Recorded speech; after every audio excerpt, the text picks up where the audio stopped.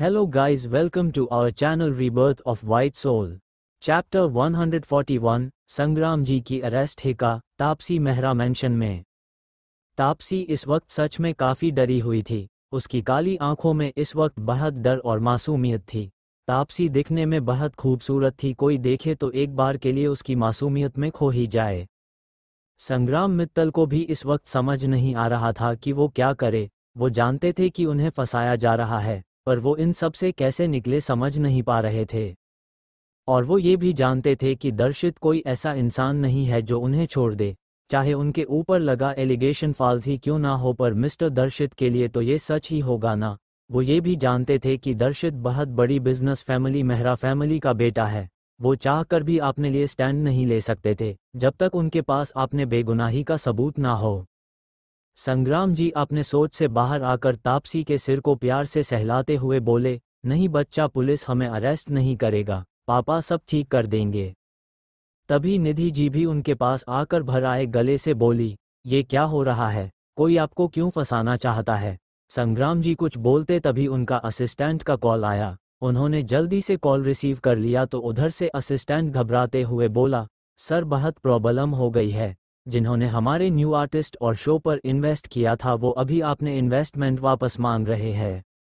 आपने असिस्टेंट की बात सुनकर संग्राम जी ने अपना सिर पकड़ लिया। उन्हें समझ नहीं आ रहा था कि अब वो क्या करे। तभी उनके घर की डोर बेल बजा। मैड ने जाकर दरवाजा खोला तो बाहर पुलिस आए हुए थे। फिर से पुलिस वालों को देखकर तापसी पैनिक करने लगी। तापसी ने अपने पापा के हाथ को टाइटली पकड़ लिया, जैसे उसे डर हो कि ये लोग उसके पापा को उससे दूर ले जाएंगे। वहीं निधि जी भी पैनिक करने लगी। वहीं संग्राम जी ने तापसी को शांत करके सोफे पर बिठा दिया। तभी इंस्पेक्टर आगे आकर बोला, मिस्टर संग्राम मित्तल, आपको अरेस्ट किया जाता है। आपके खिलाफ अरेस्ट वारंट है और जिन्हें आपने मिस्टर दर्शित को मारने के लिए भेजा था उन्होंने ही आपके खिलाफ गवाही दे दिया है। इंस्पेक्टर की बात सुनकर संग्राम जी बोले, ये सब झूठ है, किसी ने मेरे खिलाफ झूठी गवाही दिया है। आपको अच्छे से इन्वेस्टिगेशन करना चाहिए, मुझे अपने लॉयर से बात करने दीजिए। उनकी बात सुनकर इंस्पेक्टर अपनी आंखें छोटी करके बोला, तो क्या आप ये कहना चाहते हैं कि हमने इन्वेस्टिगेशन नहीं किया है? क्या हम आपको झूठे केस में फंसा रहे हैं? आपके खिलाफ हमारे पास एविडेंस और गवाह दोनों ही है। आपने जिसे पैसे दिया था उसने खुद ही बोल दिया है, तो अब आपको कौन सी इन्वेस्टिगेशन चाहिए? वहीं उस इंस्पेक्टर की बात सुनकर तापसी जल्दी से खड़ी होकर रोते हुए बोली, नहीं, वो जरूर झूठ बोल रहा है। मेरे पापा कभी ऐसा नहीं कर सकते, उन्होंने किसी को भी जान से मारने की कोशिश नहीं किया है। आप सब भी झूठ बोल रहे हो। तभी निधि जी भी बोली, हाँ इंस्पेक्टर, मेरे पति कभी ऐसा काम नहीं कर सकते। वो कभी किसी को जान से मारने की कोशिश नहीं कर सकते हैं।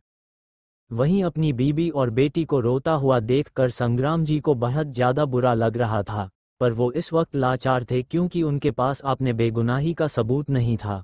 वो तो ये भी समझ नहीं पा रहे थे कि कौन उन्हें फंसाने की कोशिश कर रहा है और उस इंसान ने उनके खिलाफ झूठी गवाही क्यों दिया। तभी इंस्पेक्टर ने अपने साथ आए कांस्टेबल को संग्राम जी को अरेस्ट करने के लिए बोला, तो उसने संग्राम जी की हाथों में हथकड़ी डाल दिया। ये देखकर तापसी रोने लगी और अपने पापा के हाथ को उसने पकड़ लिया। प्लीज़ मेरे पापा को मत लेकर जाए, उन्होंने कुछ नहीं किया है, कोई उन्हें फंसाने की कोशिश कर रहा है। तापसी रो तो कर उन्हें संग्राम जी को ले जाने से रोक रही थी। वहीं निधि जी भी रो रही थी। उन्हें अच्छे से पता था कि उनके पति कभी कोई गलत काम नहीं कर सकते, फिर भी आज उन्हें अरेस्ट किया जा रहा है। उन दोनों को रोता देखकर संग्राम जी तापसी के सिर पर हाथ फेरा कर बोले, कोई नहीं बच्चा, मैं जल्दी वापस आ जाऊंगा। फिर निधि जी की तरफ देखकर बोले, अपना और बच्ची का ध्यान रखना। इतना कहकर उन्होंने तापसी की हाथ को खुद के हाथ से छुड़ाया और पुलिस के साथ चले गए। उनकी आंखों में भी आंसू थे। आज कुछ बिना लिए भी उन्हें ऐसे जलील होना पड़ रहा था। उनके जाने के बाद भी तापसी उनके पीछे गेट तक भागी, पर उनकी गाड़ी वहां से जाने के बाद वो फुट फुट कर रोने लगी। निधि जी ने आकर उसे अपने गले लगा लिया। वो भी रो रही थी, पर तापसी के लिए अपने आप को स्ट्रॉन्ग रखना था उन्हें। तापसी अपनी मामा के गले लगे हुए बोली, मामा, पापा ने कहा था कि वो सब ठीक कर देंगे, पर देखिए ना, ये लोग बिना गलती के जबरदस्त पापा को पुलिस स्टेशन ले गए। कुछ नहीं होगा बेटा, पापा को देखना, वो जल्दी घर आ जाएंगे। निधि जी ने उसे समझाते हुए बोली और घर के अंदर ले गई। निधि जी ने उसे समझाकर उसकी रूम में छोड़ा, फिर वहां से चली गई। उन्हें लॉयर से भी मिलना था, वरना वो संग्राम जी को जेल से बाहर नहीं ला पाएंगे। वहीं उनके जाने के बाद तापसी ने रोते हुए अपनी लैपटॉप निकाला और उस पर कुछ सर्च करने लगी। थोड़ी देर में उसकी मासूम आंखों में थोड़ी चमक आ गई। वो जल्दी से रूम से निकल गई। इस वक्त हॉल में मेड नहीं थी, वो विला से बाहर चली गई। वहीं दूसरी तरफ मेहरा मैंशन में सब ब्रेकफास्ट करने के बाद हॉल में बैठे हुए थे, कुछ बिजनेस के बारे में बात कर रहे थे। वहीं ईशानी और नंदिनी दादाजी और दादी माँ के पास बैठी हुई थी। नंदिनी बस दिल्ली में रहते वक्त उन सब की किस्से के बारे में बता रही थी। वहीं ईशानी अपने फ़ोन में कुछ कर रही थी। तभी उसके फ़ोन पर कुछ मैसेजेस आया, जिसे देखकर ईशानी की आंखों में एक शैतानी चमक आ गई, जैसे उसे कोई मज़ेदार चीज़ मिल गई हो। उसने कुछ मैसेज टाइप करके नकुल को भेज दिया, फिर अपने दादाजी और दादी माँ से बात करने लगी। वहीं सब ईशानी को प्यार से देख रहे थे, पर प्रिया जलन से देख रही थी। थोड़ी देर बाद एक गार्ड अंदर आया और हड़बड़ाते हुए बोला, सर बाहर कोई लड़की आई है, कह रही है कि उसे दर्शित सर से मिलना है अर्जेंटली। लगता है वो आपकी फ़ैन है जो यहाँ तक आ गई है। हम उसे जाने के लिए बोल रहे हैं, पर वो यहाँ से दर्शित सर से मिले बिना जाने के लिए तैयार ही नहीं है। उसकी बात सुनकर सब हैरान हो गए। दर्शित के जन्मदिन के दिन कुछ फैंस आ जाते थे, घर तक बट बाहर वेट करते थे ताकि वो एक बार दर्शित से मिल सके, पर वो दर्शित की प्राइवेसी को रिस्पेक्ट करते थे और मेहरा मैंशन की सिक्योरिटी भी बहुत टाइट थी, इसलिए कोई यहाँ बिना रीजन के नहीं आता था। तो ये लड़की कौन है जो इस वक्त यहाँ तक आ गई थी? तभी सबके दिमाग में ये आया कि कहीं दर्शित पर कल जो हमला हुआ था, उस वजह से ही तो उसकी कोई फैंस उसे मिलने नहीं आ गई है। ऐसा होता था जब फैंस अपने फेवरेट सेलिब्रिटी का तबीयत खराब होता था तो वो उससे मिलने आ जाते थे। वहीं बाहर जो लड़की थी, जो कोई और नहीं बल्कि तापसी थी, जो दर्शित का एड्रेस निकाल कर यहाँ तक आ गई थी ताकि उसे बता सके कि उसके पापा निर्दोष है और रिक्वेस्ट कर सके कि वो उसके पापा को छुड़ाने में मदद करे। जब उसने देखा सिक्योरिटी उसे अंदर नहीं जाने दे रहे हैं तो वो मायूस हो गई। उसकी आंखों से आंसू बहने लगे, पर उसे आज कुछ भी करके दर्शित से बात करनी थी। वो यहाँ तक आने के बाद खाली हाथ वापस नहीं जाना चाहती थी। तभी जो गार्ड अंदर गया था वो वापस आकर बोला, मैम आप अंदर आ सकती है। उस गार्ड की बात सुनकर तापसी खुश हो गई। उसे अब एक नई आशा मिल गई थी कि हो सकता है दर्शित उसकी मदद कर दे। वहीं अंदर सब कंफ्यूजन से ईशानी को देख रहे थे। दर्शित ईशानी को देखते हुए कंफ्यूजन से बोला, बच्चा तुमने उसे एंड अनेव क्यों बोला, क्या तुम उस लड़की को जानती हो? तो ईशानी कुछ सोचते हुए बोली, भाई वो आपकी फ़ैन नहीं है, वो संग्राम मित्तल की बेटी है, इसलिए मैंने उसे अंदर आने को बोला, शायद हो सकता उसे आपसे कुछ बात करनी हो। उसकी बात सुनकर सब शॉक हो गए। संग्राम मित्तल की बेटी यहाँ क्यों आई है और ईशानी को कैसे पता चला कि वो लड़की जो बाहर है वो संग्राम मित्तल की बेटी है? पर वो सब ये नहीं जानते थे कि ईशानी के कुछ शैडो गार्ड्स मेहरा मैंशन पर हमेशा नज़र रखते हैं, सिर्फ ईशानी की सेफ्टी के लिए। ईशानी के मना करने के बावजूद भी उसके दादाजी और जैकी शैडो गार्ड्स को बाहर ही रहने को बोलते थे।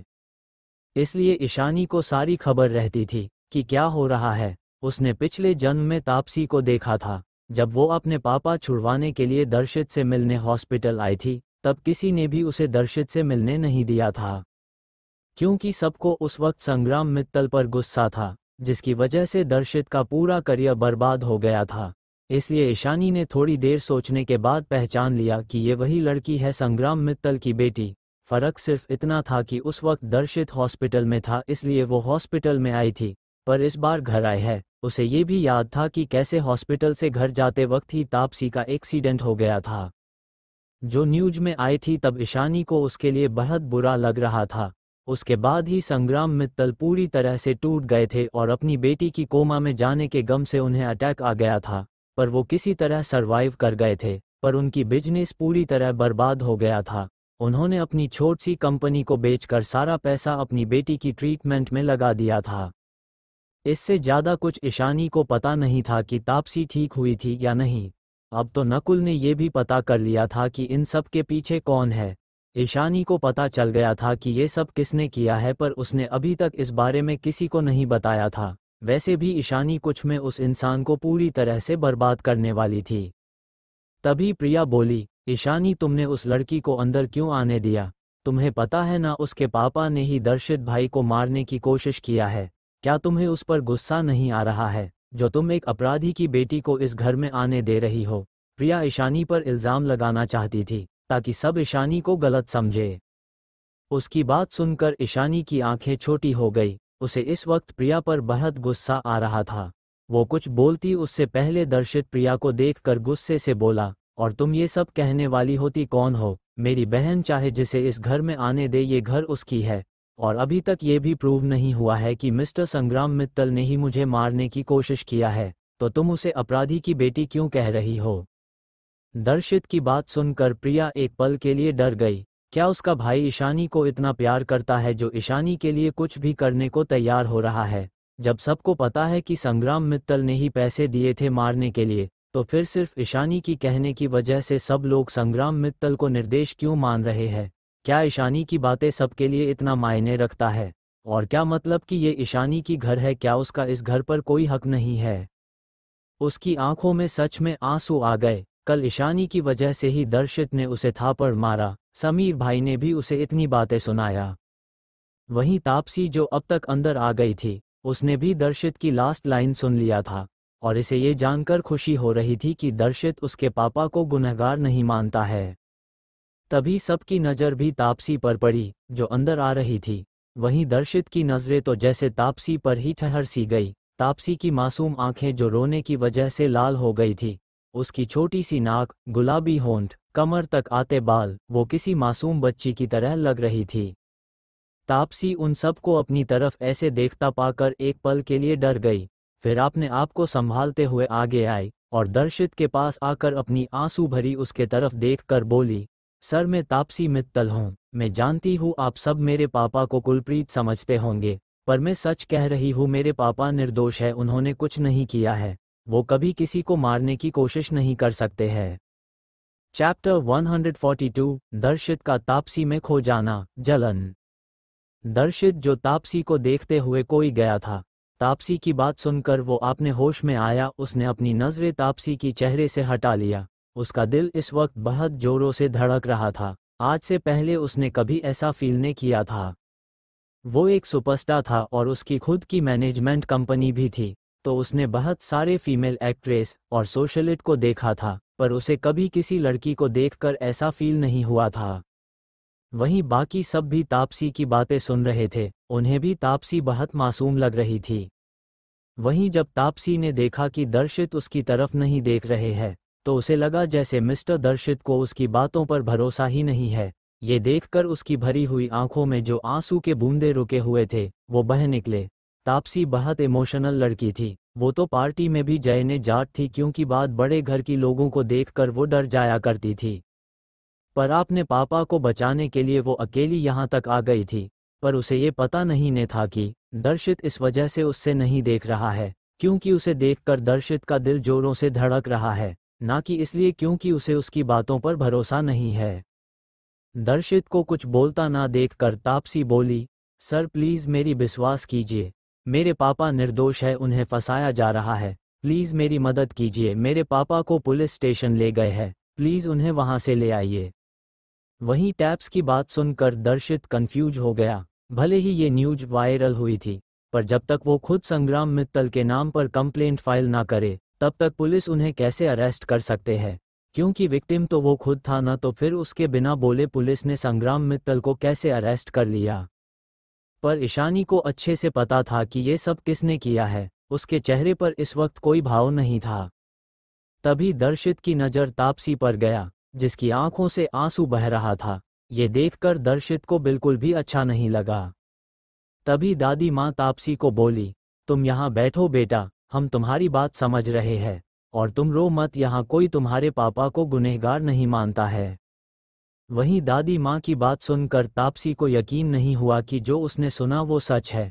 उसे डर तो लग रहा था, पर उसे यहाँ सब अच्छे लग रहे थे, क्योंकि अभी तक किसी ने भी उसे कुछ भी नहीं बोला था। पर आते वक्त उसने प्रिया की कही बातें सुनी थी, जिस वजह से उसे थोड़ा डर लग रहा था। वो थोड़ा हिचकिचाते हुए वहीं बैठ गई। उसके पास ही ईशानी बैठी थी।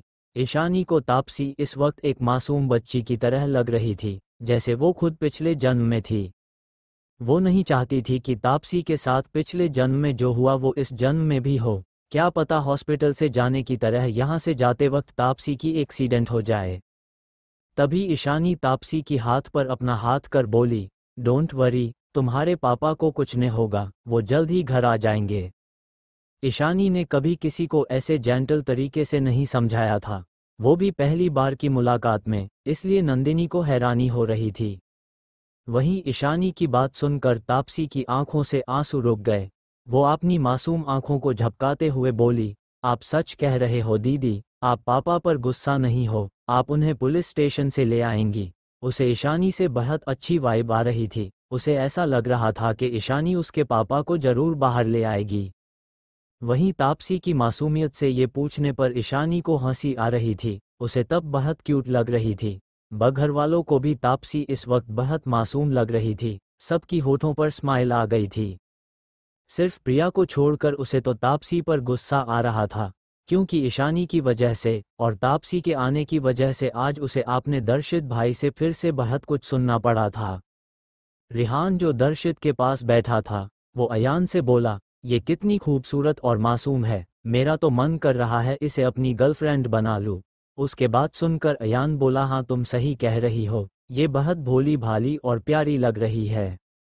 वहीं उन दोनों की बातें दर्शित की कानों में भी पड़ रही थी। उसे इस वक्त बहुत गुस्सा आ रहा था, गुस्से में उसने अपनी मुठिया कस लिया और अपने आप को शांत कराने लगा। उसे समझ नहीं आ रहा था कि रिहान और अयान की मुंह तापसी के बारे में बातें सुनकर उसे इतना गुस्सा क्यों आ रहा था। तभी रिहान बोला, हाँ हाँ बिल्कुल, हम सबको पता है कि आपके पापा निर्दोष है, उन्हें फंसाने की कोशिश की गई है। आप चिंता मत कीजिए, दर्शित भाई और ईशानी आपके पापा को वहां से ले आएंगे। रिहान की बात सुनकर टैप्स की आंखों में खुशी की चमक आ गई। उसने एक्साइटेड होकर रिहान की तरफ देखकर जल्दी से आगे जाकर उसके हाथ को पकड़ते हुए पूछा, क्या आप सच कह रहे हैं? दीदी और मिस्टर दर्शित हमारी मदद करेंगे। वहीं तापसी को रिहान का हाथ पकड़े देख दर्शित का तो जैसे खून ही खौल गया। उसे बिल्कुल भी बर्दाश्त नहीं हो रहा था कि तापसी ऐसे रिहान का हाथ पकड़ रही है। वहीं बाकी सबको तापसी की ये मासूमियत देखकर हंसी आ रही थी। वहीं जब दर्शित से और बर्दाश्त नहीं हुआ, वो अपनी जगह से उठा और तापसी की हाथ पकड़कर बोला, चलो। वहीं दर्शित को अपना हाथ पकड़े देख तापसी एक पल के लिए डर गई, क्योंकि दर्शित इस वक्त गुस्से में लग रहा था। फिर अपनी मासूम आंखों से दर्शित को देखने लगी, जैसे पूछ रही हो कहाँ चलूं। उसे ऐसा लग रहा था जैसे दर्शित उसे इस घर से बाहर निकाल देगा। तापसी ने जल्दी से रिहान का हाथ छोड़ दिया और ईशानी की हाथ को पकड़ लिया, जैसे वो दर्शित के साथ जाना ही ना चाहती हो और ईशानी उसे दर्शित से बचा लेगी। वहीं रिहान तो अपने हाथ को देखता रह गया। उसने भाई को देख जो थोड़ा गुस्से में लग रहा था। अभी अभी क्या हुआ जो उसका भाई गुस्से में लग रहा है, वो मन ही मन वही सोच रहा था। वहीं घरवालों को तो तापसी की ये हरकतें क्यूट लग रही थी, पर उन्हें हैरानी भी हो रही थी कि दर्शित ने इस वक्त तापसी की हाथ पकड़ रखा है, जबकि वो लड़कियों से ज़्यादातर दूर ही रहता था, चाहे वो फीमेल एक्ट्रेस हो या कोई बिजनेस एसोसिएट। दर्शित तो पार्टी में भी किसी को नहीं देखता था, जैसे उसे लड़कियों से एलर्जी हो। तो फिर अब क्या हुआ? सबको अपने तरफ अजीब नज़रों से देखता देख दर्शित सकपका गया। उसे तो खुद भी समझ नहीं आ रहा था कि उसने इतने हक से तापसी के हाथ को क्यों पकड़ रखा है। उसने ना चाहते हुए भी तापसी की हाथ को छोड़ दिया, पर हाथ छोड़ने के बाद उसे अपना हाथ बहुत खाली खाली लग रहा था। उसे तापसी की कोमल हाथों की छुअन फिर से अपने हाथों में चाहिए थी। वो फिर से तापसी की हाथ को पकड़ना चाहता था, उसे महसूस करना चाहता था। और आपने खुद की ही सोच की फीलिंग और तापसी के बारे में सोच कर दर्शित को खुद पर ही शर्मिंदगी हो रही थी। वो उस लड़की के बारे में ऐसा कैसे सोच सकता है जिसे उसने आज पहले बार देखा हो। दर्शित आपने आप को संभालते हुए बिना किसी भाव के बोला, आपको अपने डैड को जेल से बाहर निकलना है ना, आप मेरे साथ चलिए, मैं आपको बाहर निकलने में आपकी मदद कर दूंगा। दर्शित की बात सुनकर तापसी की आंखों में चमक आ गई। वो तो डर गई थी दर्शित को गुस्से में देखकर, पर वो तो उसकी मदद करना चाहते हैं, उसके डैड को बाहर निकालने में। तापसी अपनी जगह से उठते हुए बोली, ठीक, मैं आपके साथ आ रही हूँ। फिर ईशानी की तरफ देखकर बोली, दीदी क्या आप भी हमारे साथ नहीं आ सकती? उसकी बात सुनकर ईशानी कुछ बोलती उससे पहले ही दर्शित बोला, हाँ बच्चा तुम भी हमारे साथ आओ। ऐसे तो दर्शित पता नहीं क्यों पर तापसी के साथ वक्त बिताना चाहता था, पर वो नहीं चाहता था कि तापसी उससे डरे। तापसी की रिक्वेस्टिंग आंखों को देखकर ईशानी मना नहीं कर पाई। वो तीनों वहां से पुलिस स्टेशन के लिए निकल गए। उनके जाने के बाद दादी माँ बोली, बहुत प्यारी थी ये बच्ची, बिल्कुल मासूम, मुझे उसमें पहले वाली ईशानी की छवि दिखाई दे रही थी। उनकी बात सुनकर दादाजी बोले, हाँ तुम बिल्कुल सही कह रही हो, उसमें मुझे भी उस बच्ची में ईशानी की 4 साल पहले वाली आदत दिखाई दे रही थी। उनकी बात सुनकर आरती जी बोली, ये बात तो मुझे भी लगी, सच में वो बहुत प्यारी बच्ची थी। बाकी सब भी उनकी बातों से सहमत थे, क्योंकि उन्हें भी टैप्स बहुत अच्छी लगी थी। पर प्रिया को बहुत गुस्सा आ रहा था और जलन हो रही थी। अब तो हर बात में सब बस ईशानी का नाम ही जपते रहते हैं। उसने इतना भी क्या खास है जो सब उसे पसंद करते हैं, बड़े बड़े फैमिलीज के लोग भी उसे कितना प्यार करते हैं। वहीं वो तो बस अब मेहरा फैमिली की एक नकली राजकुमारी बनकर रह गई थी। अब तो उसे ऐसा लगता था जैसे अब कोई भी घर में उसे प्यार ही नहीं करता है। वहीं आरती जी की बात सुनकर दादी माँ को थोड़ा गुस्सा आ गया। वो थोड़े गुस्से से बोली, ये सब तो तुम सब की वजह से ही हुआ है ना, तो अब सोचकर क्या फ़ायदा, तुम लोगों की हरकतों की वजह से ही आज मेरी मासूम भोली भाली सी बच्ची जैसे कहीं खो सी गई है। अब उसकी होठों पर पहले की तरह मुस्कान भी नहीं है, और ना ही वो तुम सब के पीछे प्यार के लिए भागती है। अगर तुम सब मेरी बच्ची को समझते, उसे प्यार देते, तो आज भी वो पहले की तरह होती। उनकी बात सुनकर आरती जी के साथ साथ बाकी सबके आंखें भी नम हो गई। सच में उन सब ने अपनी मासूम सी बच्ची को बहुत दुख दिया है, जिसकी सजा तो उन्हें अभी तक नहीं मिली है। तभी दादाजी दादी माँ की हाथ पर हाथ रखकर बोले, कोई बात नहीं, अगर हमारी बच्ची यहाँ से नहीं जाती तो वो इतनी स्ट्रांग कैसे बनती, और उसे इतने सारे रिश्ते कैसे मिलते जो उसे अपनों से भी ज़्यादा प्यार करते। और अगर ये लोग उसे प्यार कुछ पल के लिए दे भी देते, तो क्या पता अगले पल ईशानी के ऊपर कोई इल्ज़ाम ना लगा देते। वैसे भी इन्हें अपनी बच्ची से ज़्यादा तो दूसरों पर भरोसा और प्यार है। जब ये खुद की बच्ची को दूसरों के बातों में आकर जेल भेजकर मौत के मुंह में धकेल सकते हैं, तो वो यहाँ रहकर क्यों और भी ज़्यादा सफ़र करती। अच्छा हुआ अभी वो इतनी स्ट्रांग है, वरना क्या पाया ये अपनी गोद ली हुई बेटी के लिए फिर से उस बच्ची को परेशान करते। दादाजी की बात सुनकर सबकी आंखों में आंसू थे। उनके आगे पास्ट का सब कुछ किसी फिल्म की तरह चलने लगा। सच में प्रिया को प्यार देने के चक्कर में उन सब ने ईशानी को बहुत परेशान किया था। और तो और उन सब ने प्रिया और उसकी दोस्त की बातों में आकर ईशानी पर भरोसा नहीं किया था, और सब उसे ही दोषी मान रहे थे, और किसी ने भी उसकी बातें सुनने की कोशिश नहीं किया था, न ही उस पर भरोसा किया था। और शायद उन्हें इस बात के लिए कभी माफ़ी भी नहीं मिलेगी। सुकेत जी, आरती जी और तीनों भाई के आंखों में आंसू थे। वहीं प्रिया को बहुत गुस्सा आ रहा था। फिर से गोद ली हुई बेटी सुनकर उसकी आंखों में आंसू आ गए थे। उसे ये देखकर और भी बुरा लग रहा था कि उसके मोम, डैड और भाइयों को भी दादाजी की बातों से कोई प्रॉब्लम नहीं है। प्रिया अपनी आंखों में आंसू लिए दादाजी और दादी माँ की तरफ देखकर बोली, मैं जानती हूँ दादाजी और दादी माँ, मैं आपको पसंद नहीं हूँ, क्योंकि मैं आपकी असली पोती नहीं हूँ। पर इसमें मेरी क्या गलती है। मैं मानती हूँ मैंने अपनी दोस्त पर भरोसा किया, ईशानी पर नहीं, पर उस वक्त मुझे सच नहीं पता था। इतना कहकर वो रोने लगी। पर उसके इस रोने धोने की नाटक से दादाजी और दादी माँ को क्या ही फर्क पड़ता। दादी माँ गुस्से से बोली, तुम कह रही हो तुम हमारी असली पोती नहीं हो, इसलिए हम तुमसे प्यार नहीं करते हैं।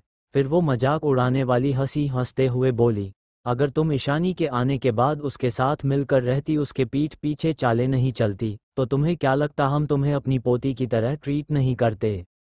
तुम्हें क्या लगता है कि हमें नहीं पता कि तुम कैसे ईशानी के पीठ पीछे चाले चलती हो? इस बुरी आंखों ने दुनिया में बहुत कुछ देखा है। इंसान को पहचानने में ये गलती नहीं कर सकता। और आपने ये अच्छी भोली बनने का नाटक तुम सिर्फ आपने इन बेवकूफ़ पेरेंट्स और भाइयों के सामने करना, हमारे सामने नहीं। चैप्टर 143 था पर समीर ने दिया प्रिया को सजा। दादी माँ की बात सुनकर प्रिया की आंखें शौक और डर से बड़ी हो गई। उसे डर लग रहा था कि कहीं दादी माँ और दादाजी को सब कुछ पता तो नहीं है, जो उसने ईशानी के खिलाफ किया था, उसे परेशान करने के लिए और इस घर से बाहर निकालने के लिए। वहीं बाकी सब भी कंफ्यूज थे। उन्हें समझ नहीं आ रहा था कि दादी माँ क्या कहना चाहती है। क्या प्रिया हमेशा ईशानी को परेशान करती थी? पर उनके सामने तो प्रिया ने कभी भी ईशानी को परेशान नहीं किया। तो फिर दादी माँ ये क्यों कह रही है कि प्रिया ईशानी को परेशान करती थी और चालें चलती थी? समीर अपने दादी माँ की तरफ देखकर कंफ्यूजन से बोला, दादी माँ आप कहना क्या चाहती है? प्रिया ने ईशानी को परेशान किया और उसके पीठ पीछे चालें चलती है। हाँ दादी माँ आप ये क्या कह रही है? प्रिया ने कब ईशानी को परेशान किया? अयान ने भी कंफ्यूजन से पूछा। तो दादी माँ एक मजाक उड़ाने वाली हंसी के साथ बोली, क्या मजाक है? क्या तुम्हें लगता है तुम्हारी ये कचरे से उठाई बहन इतनी मासूम है? तो फिर तुम लोग इससे ये क्यों नहीं पूछते कि जब ईशानी इस घर में आई थी तो इसने जानबूझकर ईशानी के लिए तैयार किया गया रूम को आपने लिए वार्डरोब रूम क्यों बना दिया था? इससे तो ये पता ही था ना कि वो रूम इस घर की बेटी के लिए तैयार किया जा रहा है। तुम्हारी ये घटिया चालबाज बेटी इतनी तो नादान नहीं है कि उसे पता ही ना हो। और ज़रा उसे पूछो कि क्या वो जानबूझकर हमेशा उसे परेशान नहीं करती थी? क्या वो जानबूझकर उसके सामने ये नहीं दिखाती थी कि उसकी फैमिली ईशानी से नहीं बल्कि इसे प्यार करते हैं? और क्या ये और इसकी दोस्त मिलकर ईशानी को स्कूल में परेशान नहीं करते थे? भले ही ईशानी कुछ ना बताए पर हमें सब पता है कि तुम लोगों की ये मासूम गुड़िया ईशानी को कितना परेशान करती थी। तभी दादाजी बोले, ये सब इन बेवकूफ़ों को कहकर क्या फ़ायदा? ऐसे भी वो बताती तो भी क्या हो जाता? क्या ये लोग ईशानी की बातों पर भरोसा भी करते? ये लोग उसकी बात भी सुनते क्या? वो तो अपनी खुद की बेटी से बात भी करना पसंद नहीं करते थे। उन्हें तो अपनी इस गोद ली हुई बेटी पर कुछ ज़्यादा ही भरोसा और प्यार था। अब कहकर क्या फ़ायदा? अब इन सबको इनके कर्म का फल मिल रहा है। अब ईशानी खुद इन सब को अपनाना नहीं चाहती है। अब चाहे ये अपनी इस बेटी से कितना भी प्यार करे या विश्वास करे, क्या फ़र्क पड़ता है? वहीं दादी माँ और दादाजी की बात सुनकर सब चुप हो गए थे।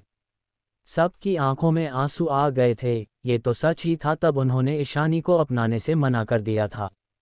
ईशानी के सामने उन्होंने हमेशा प्रिया को प्यार दिया था।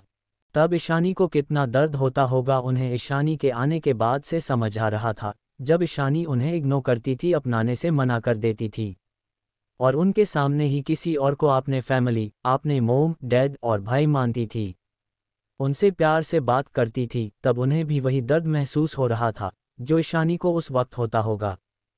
दादी माँ उन सबको चुप देखकर बोली, क्या हुआ नहीं है ना तुम सबके पास इस बात का जवाब? तो फिर आपने इस प्यारी बेटी से पूछिए, या तुम लोग ये भी नहीं कर सकते? उनकी बात सुनकर सब आपने सोच से बाहर आए। वहीं प्रिया को तो डर लग रहा था। उसे नहीं पता था कि ईशानी की ना बताने के बावजूद भी दादा और दादी माँ को ये सभी बातें पता होगा। वहीं दादाजी और दादी माँ उन सबको चुप देखकर वहाँ से चले गए।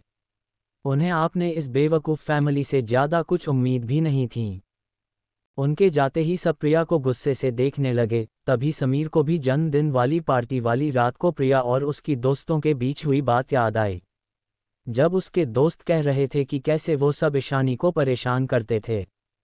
तब पार्टी चल रही थी, जिस वजह से समीर ने प्रिया से कुछ नहीं पूछा था। उसके बाद उसके दिमाग से ये बात निकल गई थी। वहीं सबको अपनी तरफ ऐसे गुस्से में देखता देखकर प्रिया को डर लग रहा था कि कहीं सबको दादाजी और दादी माँ की बातों पर भरोसा तो नहीं हो गया है ना। तभी समीर प्रिया को देखकर गुस्से से बोला, क्या दादी माँ और दादाजी जो कह रहे थे, क्या वो सब सच है? क्या तुम हमेशा से जानबूझकर ईशानी को परेशान करने के लिए ये सब करती थी? और तुम ईशानी को स्कूल में भी परेशान करती थी और तुम्हारे दोस्त भी उसे बुली करते थे। ईशानी ने ना बताया सही, पर तुमने कभी हमें इस बारे में क्यों नहीं बताया? और तुमने अपने दोस्तों को कभी उसे बुली करने से रोका क्यों नहीं? समीर की इतने गुस्से भरी आवाज़ सुनकर प्रिया को अंदर से डर लग रहा था। वो रोते हुए बोली, भाई मैंने उन सबको रोकने की कोशिश किया था। उसने इतना ही कहा था कि समीर ने गुस्से में उसकी गाल पर जोर से थापड़ जड़ दिया।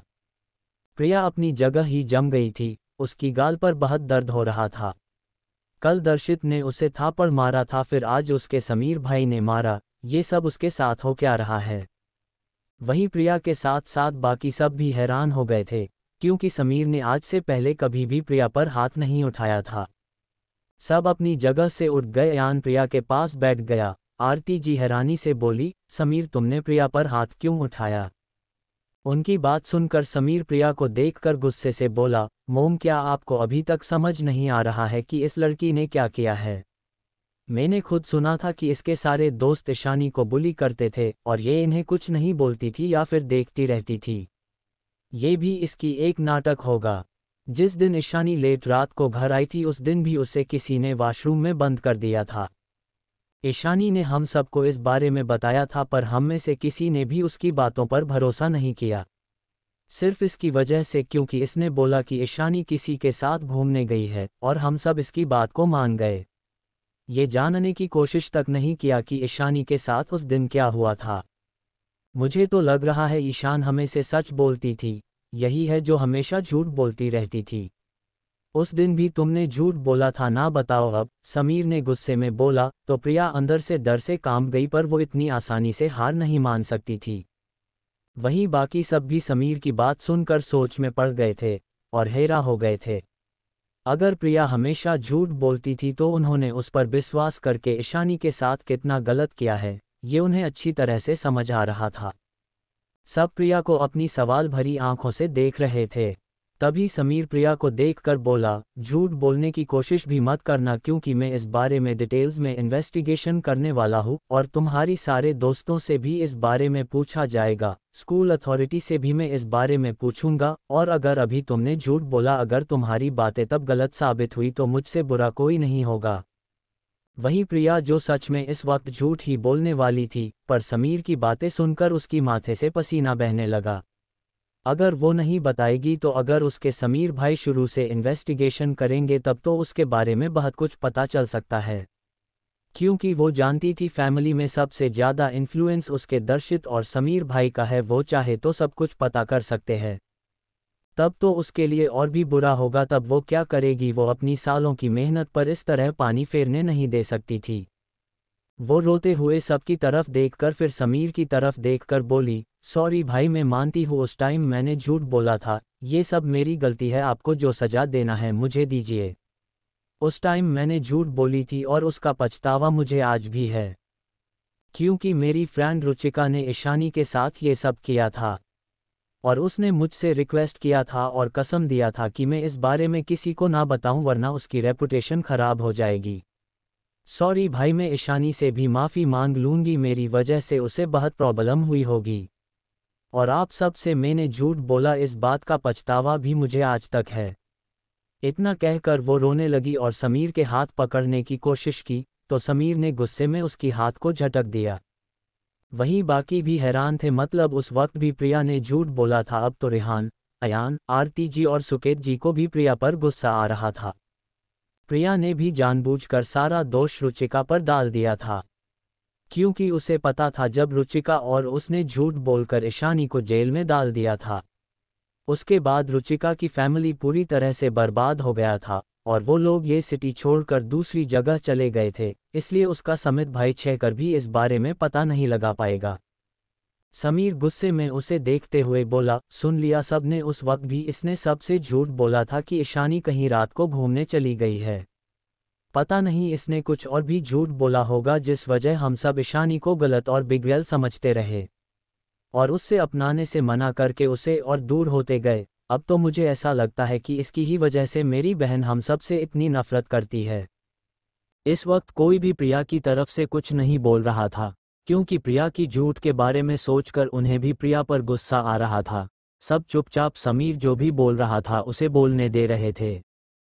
समीर आगे बोला, तुमने गलतियां जब की है तुम्हें उसकी सजा भी मिलनी तो जरूरी है ना। तुम्हें 3 महीने तक कोई भी पॉकेट मनी नहीं मिलेगी और ना ही तुम्हारी एक्सपेंस के लिए तुम्हें एक भी पैसा दिया जाएगा। तुम 3 महीने तक एक आम लड़कियों की तरह जिंदगी जाओगी। तुम्हें खुद के खर्च के लिए खुद इनकम करना पड़ेगा। फिर उसने एक मेड को बुलाया और प्रिया को देख के बोला, कल तक तुम अपने रूम में बंद रहेगी, तुम्हें खाना पीना कुछ नहीं मिलेगा।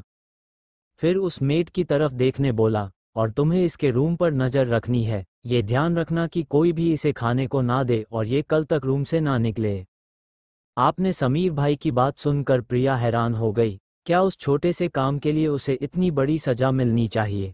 वो रोते हुए बोली, भाई क्या आप मुझे अपनी छोटी सी गलती के लिए इतनी बड़ी सजा देना चाहते हैं? मोम, डैड, भाई आप सब तो कुछ बोलिए, देखिए ना भाई क्या कह रहे हैं। पर प्रिया की रोने का किसी पर कोई असर नहीं हुआ। आरती जी, सुकेत जी, रिहान, अयान उससे अपनी नज़रें फेर लिया। समीर जो सजा प्रिया को दे रहा था उससे किसी को प्रॉब्लम नहीं थी, उन्हें भी प्रिया पर गुस्सा था। समीर ने मेड से कहा, इसे इसके रूम में ले जाओ। उसकी बात सुनकर उस मेड ने प्रिया को जबरदस्ती खींचते हुए उसकी रूम में ले गईं। प्रिया की चिल्लाने से भी किसी को कोई फर्क नहीं पड़ रहा था। समीर और बाकी सब वहां से अपने अपने रूम की तरफ चले गए। वहीं नंदिनी ये सब सीडीओ पर खड़ी होकर देख रही थी और वीडियो शूट कर रही थी। उसे प्रिया को इस हालत में देखकर बहुत मजा आ रहा था। टीयर्स ऑफ जॉय उसने उस वीडियो को सारे फ्रेंड और अपने ग्रुप में शेयर कर दिया और चहकते हुए अपनी रूम की तरफ चली गई।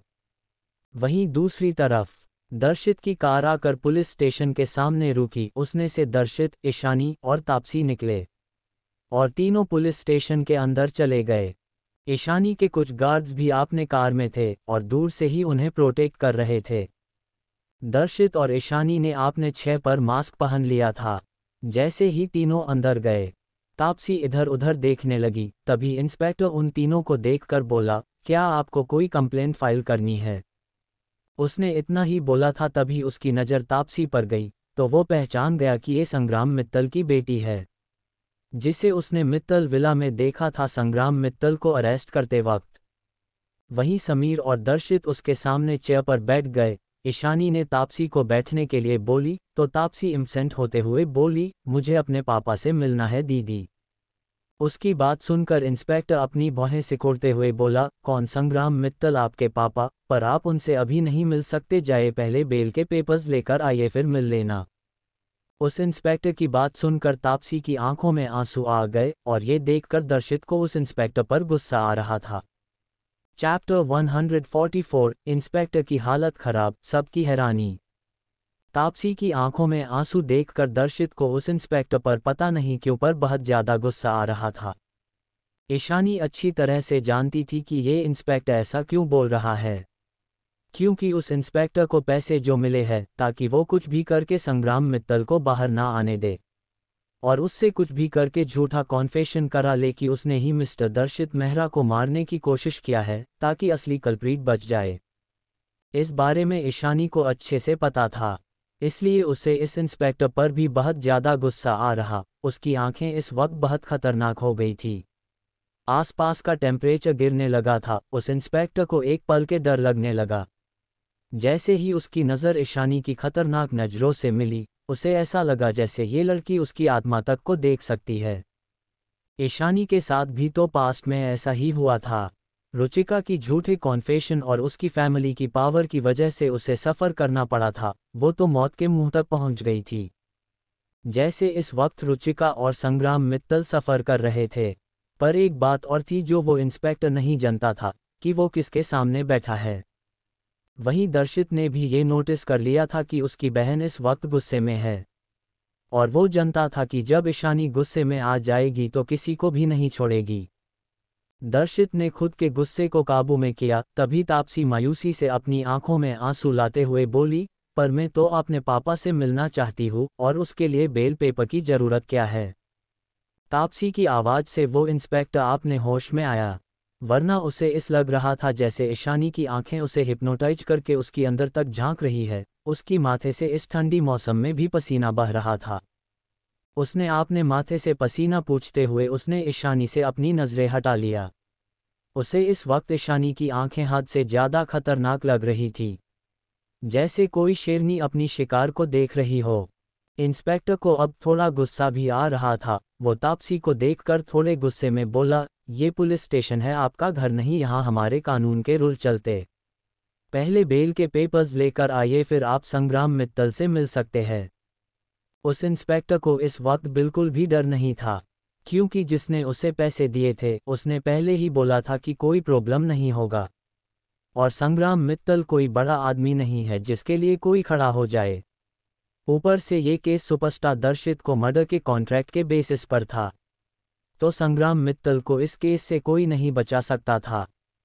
वहीं उस इंस्पेक्टर की बात सुनकर दर्शित अपनी खतरनाक आवाज में बोला, अच्छा तो ये आपने पापा से नहीं मिल सकती जब तक बैल ना हो। पर उनके खिलाफ तो दर्शित मेहरा ने कोई केस ही फाइल नहीं किया है, तो क्या तुम बता सकते हो कि तुमने किस आधार पर संग्राम मित्तल को अरेस्ट किया है? दर्शित की बात सुनकर वो इंस्पेक्टर एक पल के लिए चौंक गया, फिर गुस्से से बोला, अब क्या तुम जैसे 2 कौड़ी के लोग मुझे सिखाएंगे कि मुझे क्या करना है? हमारे पास मिस्टर संग्राम मित्तल के खिलाफ प्रूव है, इसलिए हमने उसे अरेस्ट किया है। उसकी बात सुनकर ईशानी ने सामने पड़ी पेपर वेट को जो वो अपनी उंगली से घुमा रही थी, अपनी गुस्से को शांत करने के लिए उसने उसे बड़े स्पीड से उस इंस्पेक्टर की तरफ फेंका। उसे ऐसा करते देख इंस्पेक्टर हैरान हो गया, वो अपनी जगह से साइड होकर खड़ा हो गया, फिर भी वो पेपरवेट उसकी हाथों पर लगी जिस वजह से उस इंस्पेक्टर की चीख निकल गई। उसे इस वक्त अपने हाथ पर असहनीय दर्द महसूस हो रहा था। वहीं दर्शित और तापसी दोनों भी हैरान हो गए ईशानी को ऐसा करते देख।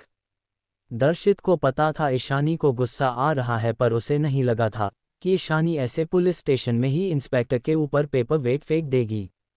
उसने आपने सिर हिला दिया, ये तो अच्छा हुआ कि वो पेपर वेट इंस्पेक्टर की सिर पे नहीं लगा, वरना अब तक तो वो इंस्पेक्टर का सिर फूट चुका होता और वो बेहोश हो चुका होता। वहीं इंस्पेक्टर की चीख सुनकर सारे पुलिस वाले वहां आ चुके थे। उन्होंने देखा था कि इस लड़की ने ही इंस्पेक्टर पर पेपर वेट फेंका था।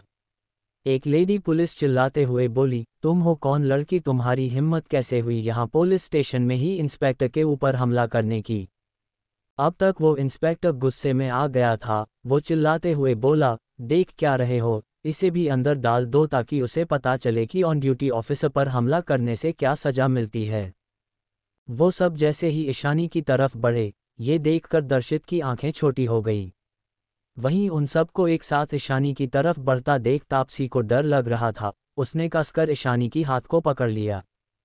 वहीं दर्शित आकर ईशानी के सामने खड़ा हो गया और सबको देखते हुए गुस्से में बोला, मैं भी देखना चाहूंगा कि कौन मेरी बहन को हाथ लगाता है।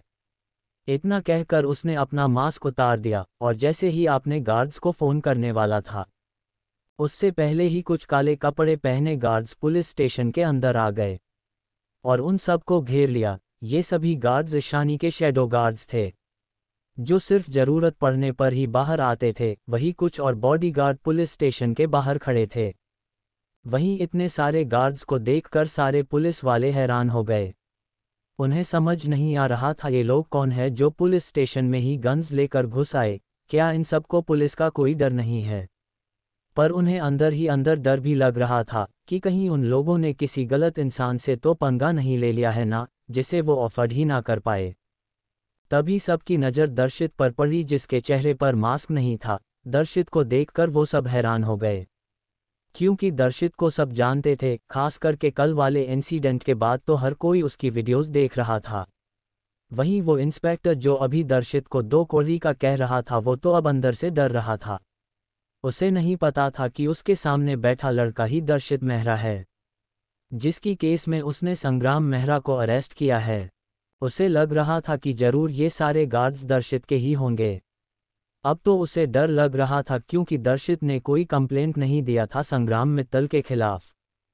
उसने तो सोचा था कि संग्राम मित्तल के अरेस्ट से दर्शित मेहरा को कोई फर्क नहीं पड़ेगा, क्योंकि सबकी नज़रों में तो संग्राम मित्तल ही गुनहगार है। पर दर्शित को इस वक्त संग्राम मित्तल की बेटी के साथ देख इंस्पेक्टर को ऐसा लग रहा था जैसे कुछ बुरा होने वाला है। वहीं इतने सारे गार्ड्स को देखकर और उनके हाथ में गन्स देखकर तापसी डर गई, क्योंकि उसने कभी एक साथ इतने सारे गार्ड्स और गन्स नहीं देखे थे। वो बिना कुछ सोचे समझे अपनी आंखें बंद कर दर्शित के गले लग गई थी। वहीं दर्शित को इस वक्त तापसी को अपनी बाहों में लेकर बहुत अच्छा लग रहा था। तापसी को डरता हुआ देखकर दर्शित उसकी सिर को सहलाते हुए बोला, तुम डरो मत, ये तुम्हारी ईशानी दीदी की गार्ड्स है। पर दर्शित की बातों का भी तापसी पर कोई असर नहीं हो रहा था, क्यों इस वक्त वो सच में डर गई थी। वो एक मिडिल क्लास फैमिली में बचपन से पाली बड़ी थी। भले ही कुछ साल पहले से संग्राम जी की हार्डवर्क की वजह से वो एक अच्छी अमीर लाइफ जी रहे थे, पर उसने कभी इतने गार्ड्स और गन्स नहीं देखे थे। वहीं तापसी को अब भी डरते हुए देखकर दर्शित ने आगे कुछ नहीं कहा और तापसी को अपने बाहों में रहने दिया। तभी एक गार्ड आगे आकर ईशानी के सामने अपना सिर झुकाकर बोला, बॉस डीसीपी आ गया है। वहीं उस गार्ड को ईशानी के सामने सिर झुकाए देख सारे पुलिस वाले हैरान हो गए। अब तक तो उन्हें लग रहा था कि ये सारे गार्ड्स दर्शित के होंगे। वहीं उस गार्ड की बात सुनकर उस इंस्पेक्टर की माथे से पसीना बहने लगा। डीसीपी आ गया है क्या मतलब है? अब उसे डर लग रहा था कि कहीं उसने कोई बहुत बड़ी मुसीबत तो मोल नहीं ले लिए अनजाने में। वो जल्दी से आगे आया और दर्शित के सामने खड़े होकर बोला, सॉरी सर, हमें पता नहीं था कि आप मिस्टर दर्शित मेहरा है। हमने सबूत के आधार पर संग्राम मित्तल को अरेस्ट कर लिया था। सॉरी, हमें पहले आपसे स्टेटमेंट लेकर संग्राम जी को अरेस्ट करना चाहिए था। दर्शित कुछ कहता उससे पहले उस इंस्पेक्टर की बात सुनकर ईशानी की होंठों पर खतरनाक स्माइल आ गई। वो अपनी भयानक आवाज में बोली, अच्छा तो तुम्हें अपनी गलती पता है। उसकी आवाज सुनकर इंस्पेक्टर के साथ साथ बाकी सब भी डर गए। वो इंस्पेक्टर तो सोच रहा था कि कोई लड़की इतनी डेंजरस आवाज में कैसे बात कर सकती है। तभी वहां पर डीसीपी दौड़ते हुए आया। डीसीपी को देखकर इंस्पेक्टर की जान तो हलक में आ गई। उसने नहीं सोचा था कि गार्ड्स के कहने के मुताबिक सच में डीसीपी इतनी जल्दी यहां आ जाएंगे। अब तो वो बहुत ज़्यादा पछता रहा था। उसे समझ नहीं आ रहा था कि ये लड़की आखिर है कौन जिसके एक इशारे पर डीसीपी यहां तक आ गया, वो भी इतने हड़बड़ी। तभी डीसीपी आगे आकर ईशानी के सामने झुक गया। मैम, क्या कोई प्रॉब्लम हुई है जिस वजह से आपको यहां आना पड़ा? डीसीपी की बातें सुनकर और उसकी जेस्चर देखकर तो इंस्पेक्टर के साथ साथ सारे पुलिस वालों की आंखें बाहर आने को थी। ये हो क्या रहा है? डीसीपी जिसके अंदर कितने पुलिस स्टेशन आता है, जो पूरे लॉ एंड ऑर्डर को संभाला हुआ है, वो एक लड़की के सामने झुक रहा है। आखिर ये लड़की है कौन और कितनी पावरफुल है वो डीसीपी को भी आपने सामने सम्मान से सिर झुकाने पर मजबूर कर रही है। इंस्पेक्टर तो सबसे ज्यादा डर में था। अब तो उसे आपने ऊपर ही गुस्सा आ रहा था कि अनजाने में उसने किससे पंगा ले लिया। ईशानी ने घूरकर इंस्पेक्टर को देखा तो इंस्पेक्टर डर गया। उसकी तो अब हिम्मत भी नहीं हो रही थी कुछ बोलने की। उसने अपना सिर झुका लिया। ईशानी ने इंस्पेक्टर की तरफ बस उंगली पॉइंट किया। ये देखकर डीसीपी समझ गया और उस इंस्पेक्टर के तरफ देखकर बोला, तुम्हें अभी इसी वक्त सस्पेंड किया जाता है।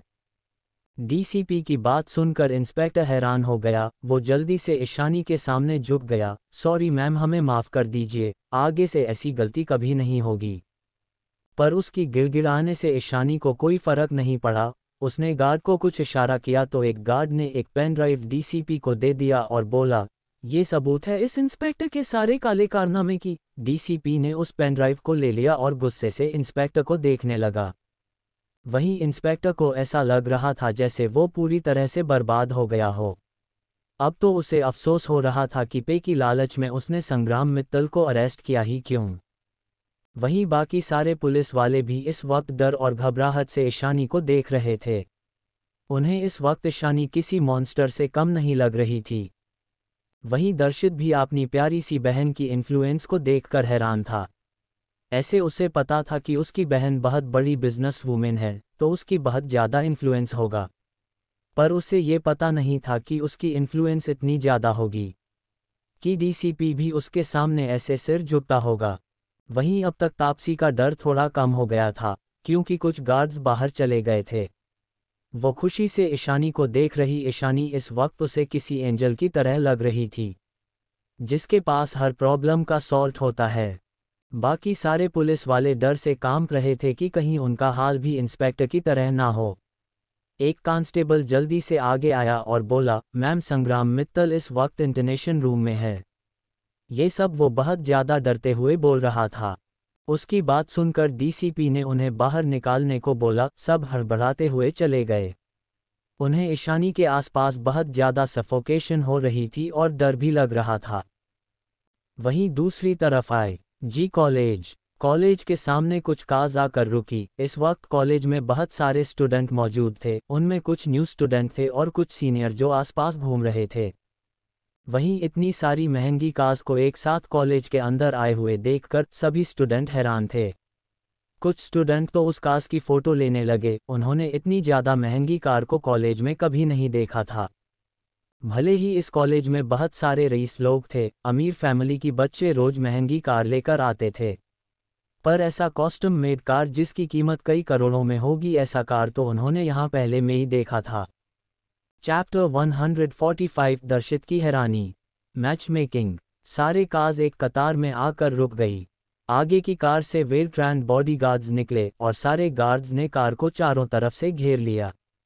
एक गार्ड ने आगे जाकर कार के बैक सीट का दरवाजा खोला तो मोक्ष कार से बाहर आया। उसके दूसरी तरफ से नव्या और दक्ष भी बाहर आए। वहीं सभी ने बस एक झलक मोक्ष को देख था, पर इतने में ही लड़कियां मोक्ष के लुक से पागल होने लगी थी। पर कोई भी पास नहीं जा पा रहा था, क्योंकि चारों तरफ गार्ड्स थे जो मोक्ष और नव्या, दक्ष को प्रोटेक्ट कर रहे थे, जिस वजह से वो ठीक से मोक्ष, नव्या और दक्ष को देख भी नहीं पा रहे थे। एक लड़की बोली, यार वो कितना हैंडसम था, काश ये सारे गार्ड्स हट जाए और मुझे बस एक और बार उसे देखने का मौका मिल जाए। उसके पास खड़ी लड़की बोली, हाँ उसकी बॉडी कितनी परफेक्ट था, वो तो एक्टर और मॉडल को भी मात दे सकता है।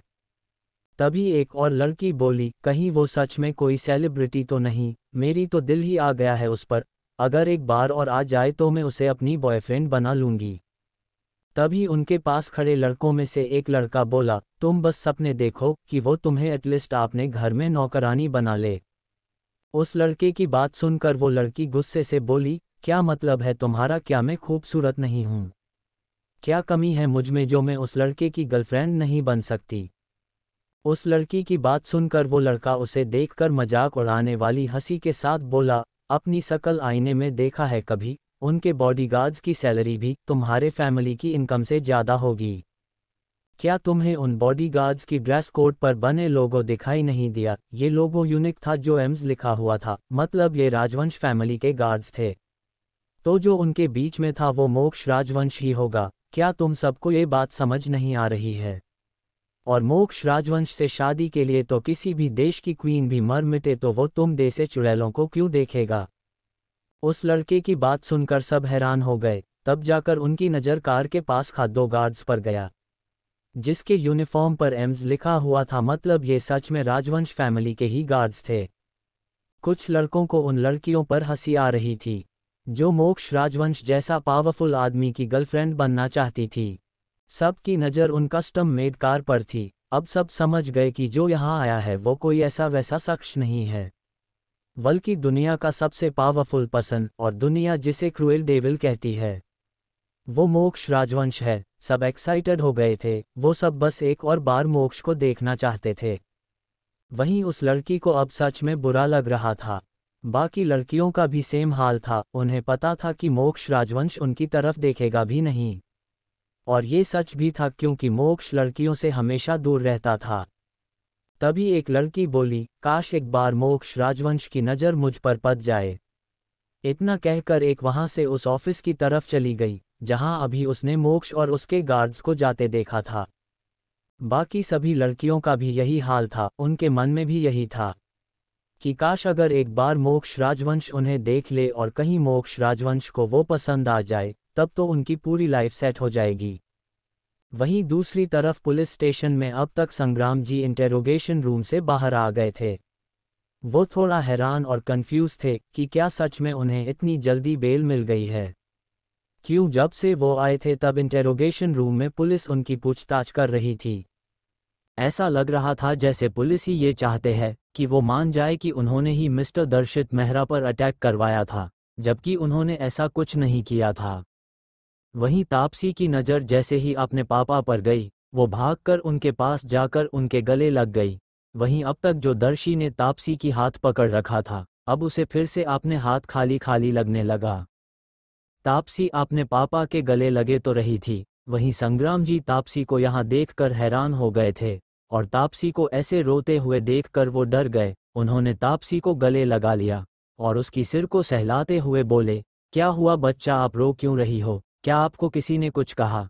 पापा को बताओ, पापा उन सबको पनिश करेंगे जिन्होंने भी आपको परेशान किया होगा। और आप यहाँ क्यों आए हैं? आपको यहाँ नहीं आना चाहिए थे। संग्राम जी तापसी के सिर को सहलाते हुए बोल रहे थे। तापसी को रोते देख वो डर गए थे, क्योंकि वो तापसी से ही सबसे ज़्यादा प्यार करते थे और उसे ऐसे रोते हुए नहीं देख सकते थे। नहीं पापा, मुझे कुछ नहीं हुआ है, मैं तो यहाँ आपको लेने आई थी। मेरी साथ तो मिस्टर दर्शित और ईशानी दीदी भी आए, मैं अकेली थोड़ी ना आई हूँ। तापसी की बात सुनकर संग्राम जी हैरान और कंफ्यूज हो गए। उन्होंने आसपास देखा तो उनकी नज़र दर्शित पर गई, जो थोड़ी दूरी पर खड़ा था। तापसी की रोने की वजह से संग्राम जी परेशान हो गए थे, जिस वजह से उनकी नज़र दर्श और बक सब पर अभी तक नहीं गई थी। पर अभी दर्शित मेहरा को यहाँ देखकर वो और भी शॉक हो गए। वहीं तापसी की नज़र जब अपने पापा पर पड़ी तो उसकी आंखों से और भी तेजी से बहने लगे, क्योंकि संग्राम जी के चेहरे पर चोटों के निशान थे। तापसी उनकी चोट को छूते हुए बोली, पापा क्या इन लोगों ने आपको मारा है? आपकी छह पर तो चोट है, ये लोग बहुत बुरे हैं। चलिए हम दीदी और दर्शित सर के साथ यहाँ से चलते हैं। वहीं तापसी को अपने चोट को देखकर रोते हुए देखकर संग्राम जी प्यार से उसकी सिर को सहलाते हुए बोले, मैं ठीक हूँ बच्चा, मुझे कुछ नहीं हुआ है। ये तो छोटा सा चोट है, बस एक दिन में ही ठीक हो जाएगी। संग्राम जी तापसी के साथ बाकी सबके पास आए। संग्राम जी को लगा नहीं था कि उनकी बेटी उन्हें बचाने के लिए दर्शित मेहरा के पास चली जाएगी, और दर्शित मेहरा ने भी उनकी बेटी की बातों पर भरोसा किया, ये सबसे बड़ी बात थी। ईशानी ने घूरकर सबको देख तो सभी पुलिस वाले डर गए और बोलने लगे, इन्हें हमने नहीं मारा, इन्हें इंस्पेक्टर सर ने मारा है। वहीं उन सबको अपना नाम लेता देख इंस्पेक्टर हैरान हो गया। ये लोग कल तक जो उसके साथी थे, आज जब बुरा वक्त आया सब ने आपने पल्ले झाड़ लिया। इंस्पेक्टर तो पहले से ही बुरी हालत में था, उसकी जॉब भी चली गई थी, अब तो शायद उसे जेल भी जाना पड़े। ये सोचकर वो तो बस अपने जगह पर जमा हुआ सा खड़ा था। सब पुलिस स्टेशन से बाहर आ गए। संग्राम जी दर्शित के आगे हाथ जोड़ के बोले, थैंक्स बेटा, हम पर विश्वास करके हमारी मदद करने के लिए। हमें लगा नहीं था कि कोई भी हमारे मदद करेंगे। संग्राम जी इस वक्त दिल से दर्शित के आभारी थे। उन्हें लगा नहीं था कि उस वीडियो के आने के बाद भी मिस्टर दर्शित तापसी की कहने पर भरोसा करके उन्हें बचाने के लिए आएंगे। उन्हें हाथ जोड़ता देख दर्शित उनकी हाथ को पकड़ते हुए बोला, अरे अंकल, आप हमसे बड़े हैं तो आपने मेरे सामने हाथ मत जोड़िए, और बात रही मदद करने की तो हमें भी विश्वास है कि आपको फंसाया गया है। तभी तापसी चहकते हुए बोली, पापा आपको दीदी को थैंक्स बोलना चाहिए। दर्शित सर ने ज़्यादा कुछ नहीं किया, ये तो दीदी ने ही डीसीपी सर को बुलाया तो उन्होंने आपको छोड़ दिया, और दीदी ने ही उस इंस्पेक्टर को पनिश किया, और ये जो सारे गार्ड्स हैं जो बंदूक लेकर खड़े हैं, ये सारे दीदी की गार्ड्स है। उसकी बात सुनकर दर्शित हैरान हो गया। वो यहाँ तक आया संग्राम जी को जेल से निकालने के लिए। क्या इस लड़की की नज़रों में उसकी कोई वैल्यू नहीं है? वहीं इतने वक्त में ईशानी भी अपने भाई को नोटिस कर रही थी कि कैसे उसके दर्शित भाई जो लड़कियां से दूर रहते हैं वो कैसे तापसी की केयर कर रहे हैं। संग्राम जी ने ईशानी की तरफ देखकर उसे भी थैंक यू बोले। वो जानते तो नहीं थे कि ये लड़की कौन है, पर उनकी बेटी कह रही है तो ये लड़की ने उनकी बहुत मदद की होगी।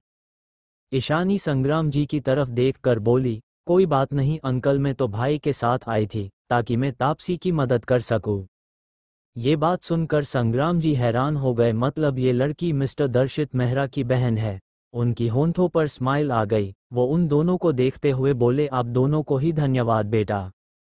तभी ईशानी की फ़ोन रिंग करने लगा, तो ईशानी फ़ोन उठाकर थोड़ी दूर चली गई। तभी उधर से आवाज़ आई, मिल गया वक्त आपने इस बूढ़े दादू के फ़ोन उठाने का। ईशानी कुछ बोलती उससे पहले उधर से फिर से आवाज़ आई, मुझे इस वक्त कोई बहाना नहीं सुनना, मैं कॉलेज में हूँ, मुझे अभी कॉलेज में मिलो, वरना मैं नाराज़ हो जाऊँगा और तुमसे बात भी नहीं करूँगा। ईशानी फिर से कुछ कहने ही वाली थी कि दूसरी तरफ से फ़ोन काट दिया गया।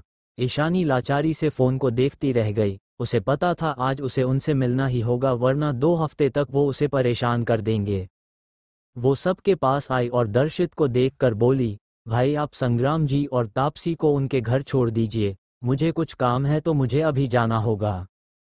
उसकी जाने वाली बात सुनकर तापसी बोली, दीदी क्या आप हमारे साथ नहीं चलेंगी? उसकी बात सुनकर ईशानी ने प्यार से उसकी सिर पर हाथ फेर कर बोली, मुझे अभी काम है, मैं बाद में तुमसे मिलने आऊंगी। तापसी और वक्त ईशानी के साथ बिताना तो चाहती थी, पर वो उसे रोक नहीं सकती थी।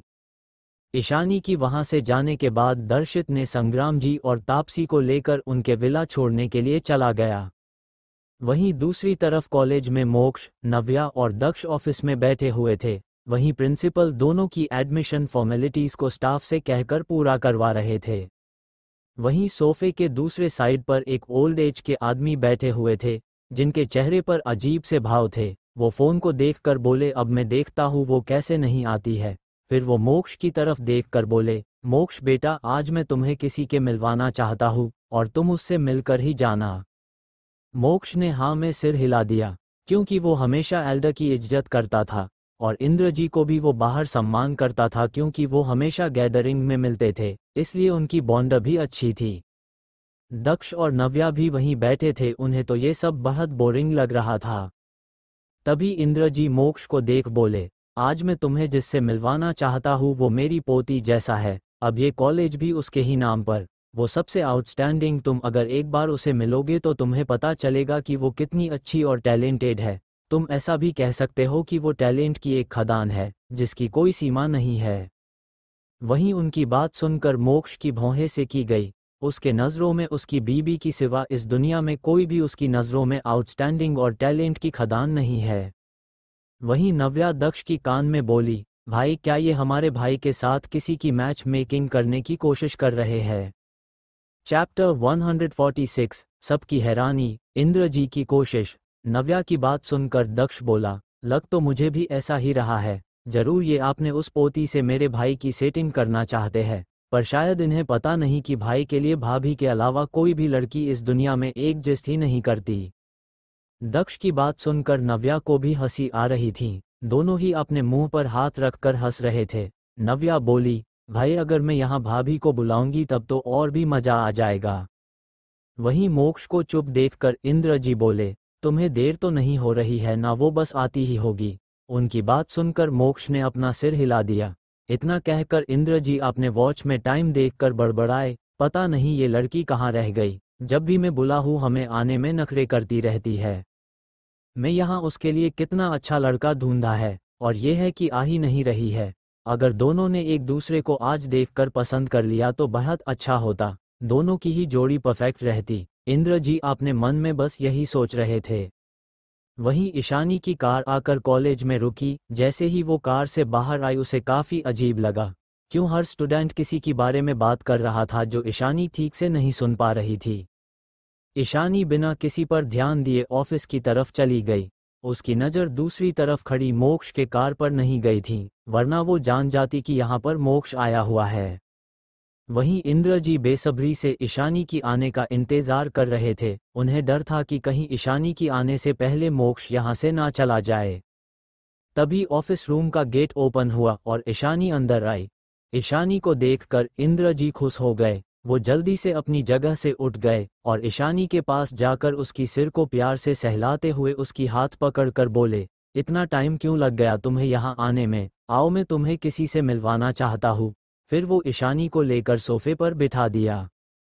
वहीं मोक्ष, नव्या और दक्ष का फेस अब तक दूसरी तरफ था, जिस वजह से उन तीनों ने अब तक ईशानी को नहीं देखा था। जब ईशानी की नज़र मोक्ष, नव्या और दक्ष पर गई तो वो थोड़ी हैरान हो गई। हालांकि बाहर राजवंश फैमिली के गार्ड्स को देखकर ईशानी ये तो समझ गई थी कि कोई फैमिली मेंबर आया है, हो सकता है मोक्ष ही हो, बट उसे नहीं पता था कि नव्या और दक्ष भी यहाँ होंगे। वहीं मोक्ष की नज़र जब ईशानी पर गई, मोक्ष भी हैरान हो गया, उसे समझ नहीं आ रहा था उसकी बीबी इस वक्त यहाँ क्या कर रही है, और वो भी इंद्र शास्त्री उससे इतना क्लोज क्यों हो रहे हैं। फिर उसे समझ आ गया तो वो अपनी बीबी को देखने लगा। नव्या और दक्ष भी अपने भाभी को यहाँ देखकर हैरान थे। नव्या जैसे ही एक्साइटेड होकर भाभी बोलने वाली थी, उससे पहले दक्ष ने उसे रोक दिया और धीरे से उसकी काम के पास जाकर बोला, अभी चुप रह, अभी मजा आएगा जब इन्हें पता चलेगा कि ये हमारी भाभी है। दक्ष की बात सुनकर नव्या भी चुप होकर बैठ गई। तभी इंद्र जी खुश होकर मोक्ष की तरफ देखकर बोले, मोक्ष बेटा, ये है मेरी प्यारी पोती ईशानी, मैंने तुम्हें बताया था ना अभी, मैं इससे मिलवाना चाहता था तुम्हें। फिर ईशानी की तरफ देखकर बोले, ईशू बच्चा, ये मोक्ष राजवंश है, शायद तुम पहले भी उसे देख चुके होंगे मीटिंग या फिर बिजनेस मैगजीन में। ईशानी को अब तक समझ आ गया था कि इंद्र जी ने उसे किस लिए बुला है, जरूर वो मोक्ष के साथ उसकी मैच मेकिंग करने का काम कर रहे हैं। पहले भी उन्होंने एक बार ऐसा ही किया था, उससे झूठ बोलकर किसी लड़के से मिलने बुलाया था, पर ईशानी को इन सब में कोई इंटरेस्ट नहीं था। और इसी वजह से तब से इंद्र जी जब भी किसी भी बहाने से ईशानी को बुलाते थे, ईशानी मना कर देती थी बहाना बनाकर। वहीं मोक्ष भी को भी समझ आ रहा था कि इंद्र जी उसे ईशानी से क्यों मिलवाना चाहते थे। मोक्ष को तो अब हंसी आ रही थी, वो तो कुछ एक्सक्यूज बनाकर यहाँ से जाने वाला था, क्योंकि उसे किसी भी लड़की से मिलने में कोई इंटरेस्ट नहीं था। पर ईशानी को देखकर उसके होठों पर स्माइल आ गई थी। तभी इंद्र जी बोले, मैंने ये कॉलेज भी मेरी पोती के नाम कर दिया था, और मेरे लिए ये सबसे बेस्ट डिसीजन था। जब से मेरी प्यारी पोती ने इस कॉलेज को संभाला है तब से कॉलेज लेवल पर भी सेकंड पोजीशन पर आ चुका है। और तुम्हें शायद पता नहीं कि मेरी पोती सिर्फ एकेडमिकली ही नहीं बल्कि बिजनेस में भी बहुत आगे है। हर फील्ड में वो टॉप पर है, कोई भी उसकी मुकाबला नहीं कर सकता। इंद्र जी तो किसी की भी एक्सप्रेशन पर ध्यान दिए बिना ही ईशानी की तारीफ किए जा रहे थे। वहीं इंद्र जी की बात सुनकर कि ईशानी अब इस कॉलेज की ऑनर है, मोक्ष को थोड़ी हैरानी हुई, पर वो जानता था उसकी बीबी सब कुछ कर सकती है। अपनी बीबी की तारीफ सुनकर तो उसे इस वक्त बहुत अच्छा लग रहा था। वो अपनी होठों पर स्माइल लिए अपनी बीबी को देख रहा था। ऐसे भी उसे तो पता ही था कि उसकी बीबी कितनी आउटस्टैंडिंग है हर फील्ड में। वहीं ईशानी की नज़र भी मोक्ष पर थी। मोक्ष को स्माइल करता देख ईशानी की होंठों पर भी स्माइल आ गई।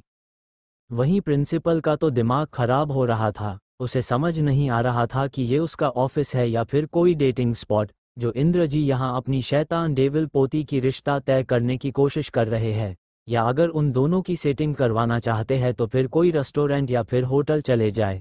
प्रिंसिपल ऑफिस में कौन लड़के लड़की की मीटिंग करवाता है, उसका तो मन कर रहा था अपना सिर दीवार पर मार ले। वहीं नव्या और दक्ष आपने हंसी रोक कर बैठे थे। इंद्र जी को अपने भाई भाभी को इतनी डेस्परेटली एक दूसरे से सेट करने की कोशिश करते देखकर, पर इंद्र जी की बात सुनकर कि ये कॉलेज उनकी भाभी की ही है तो दोनों हैरान हो गए थे। दोनों ने एक दूसरे को देखा जैसे कहना चाहते हो, हमारी भाभी तो सबसे ज़्यादा इंटेलिजेंट है, जो बिजनेस के साथ साथ कॉलेज भी संभाल रहे हैं। ईशानी की बहुत देर तक तारीफ करने के बाद इंद्र जी ने जब देखा मोक्ष और ईशानी चुप है, तो उन्होंने दोनों को एक दूसरे को देखते हुए देखा तो उनकी आंखों में खुशी की चमक आ गई।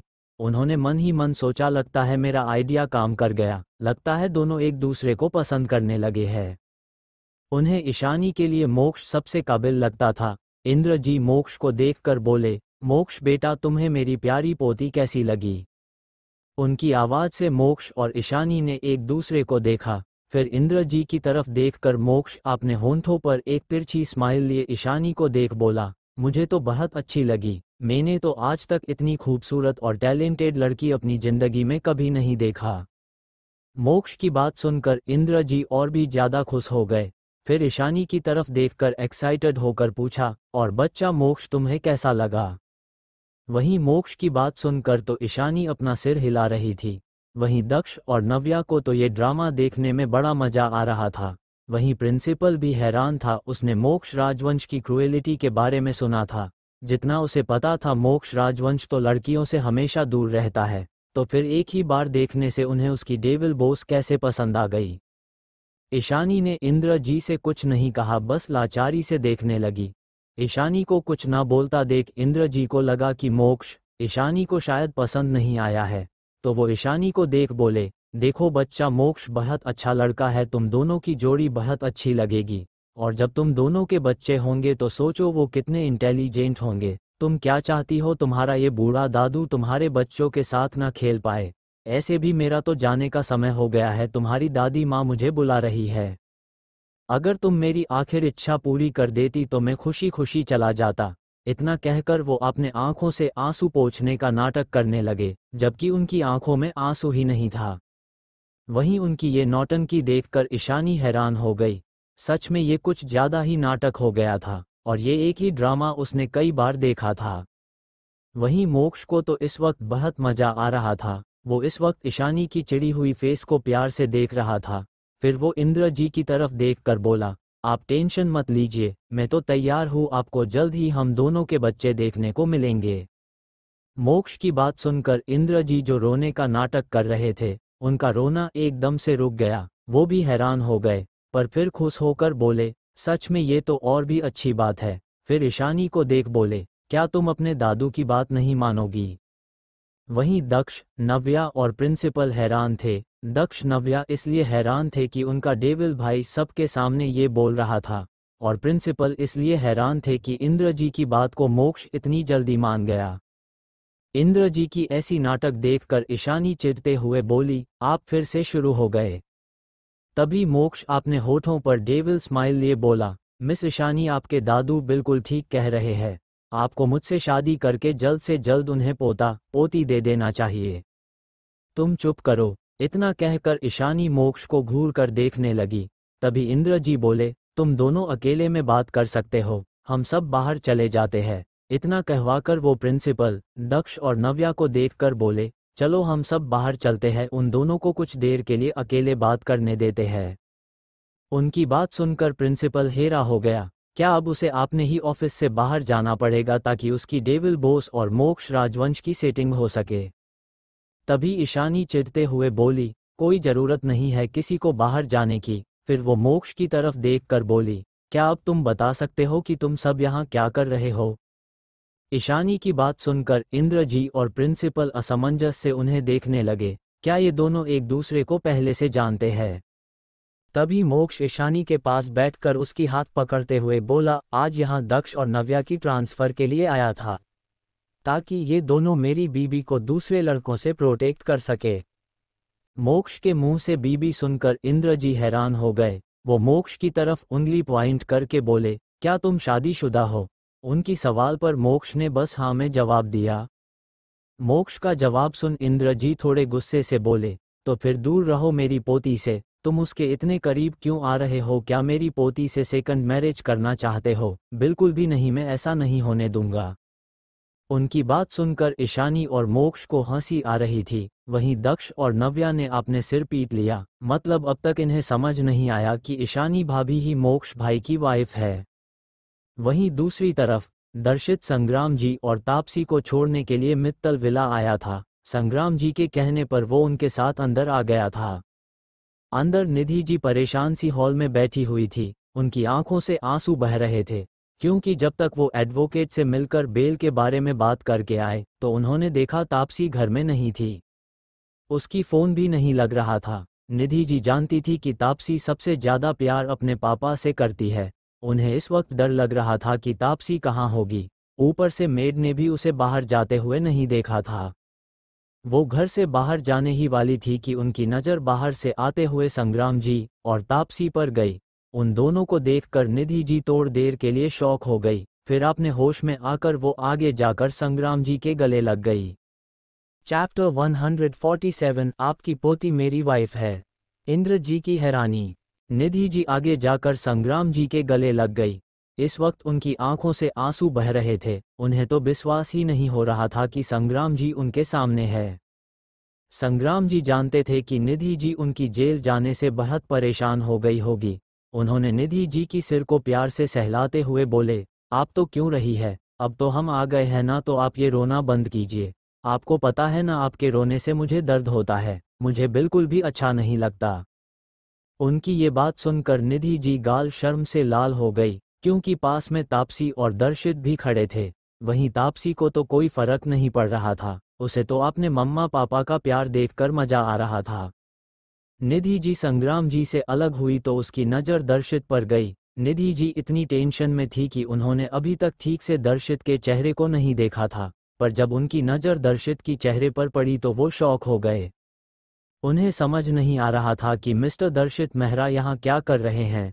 इनके ऊपर अटैक होने की वजह से ही तो पुलिस उनके पति को अरेस्ट किया था, क्योंकि कल से वो न्यूज में कई बार दर्शित को देख चुके थे, इसलिए वो दर्शित को अच्छे से पहचान रहे थे।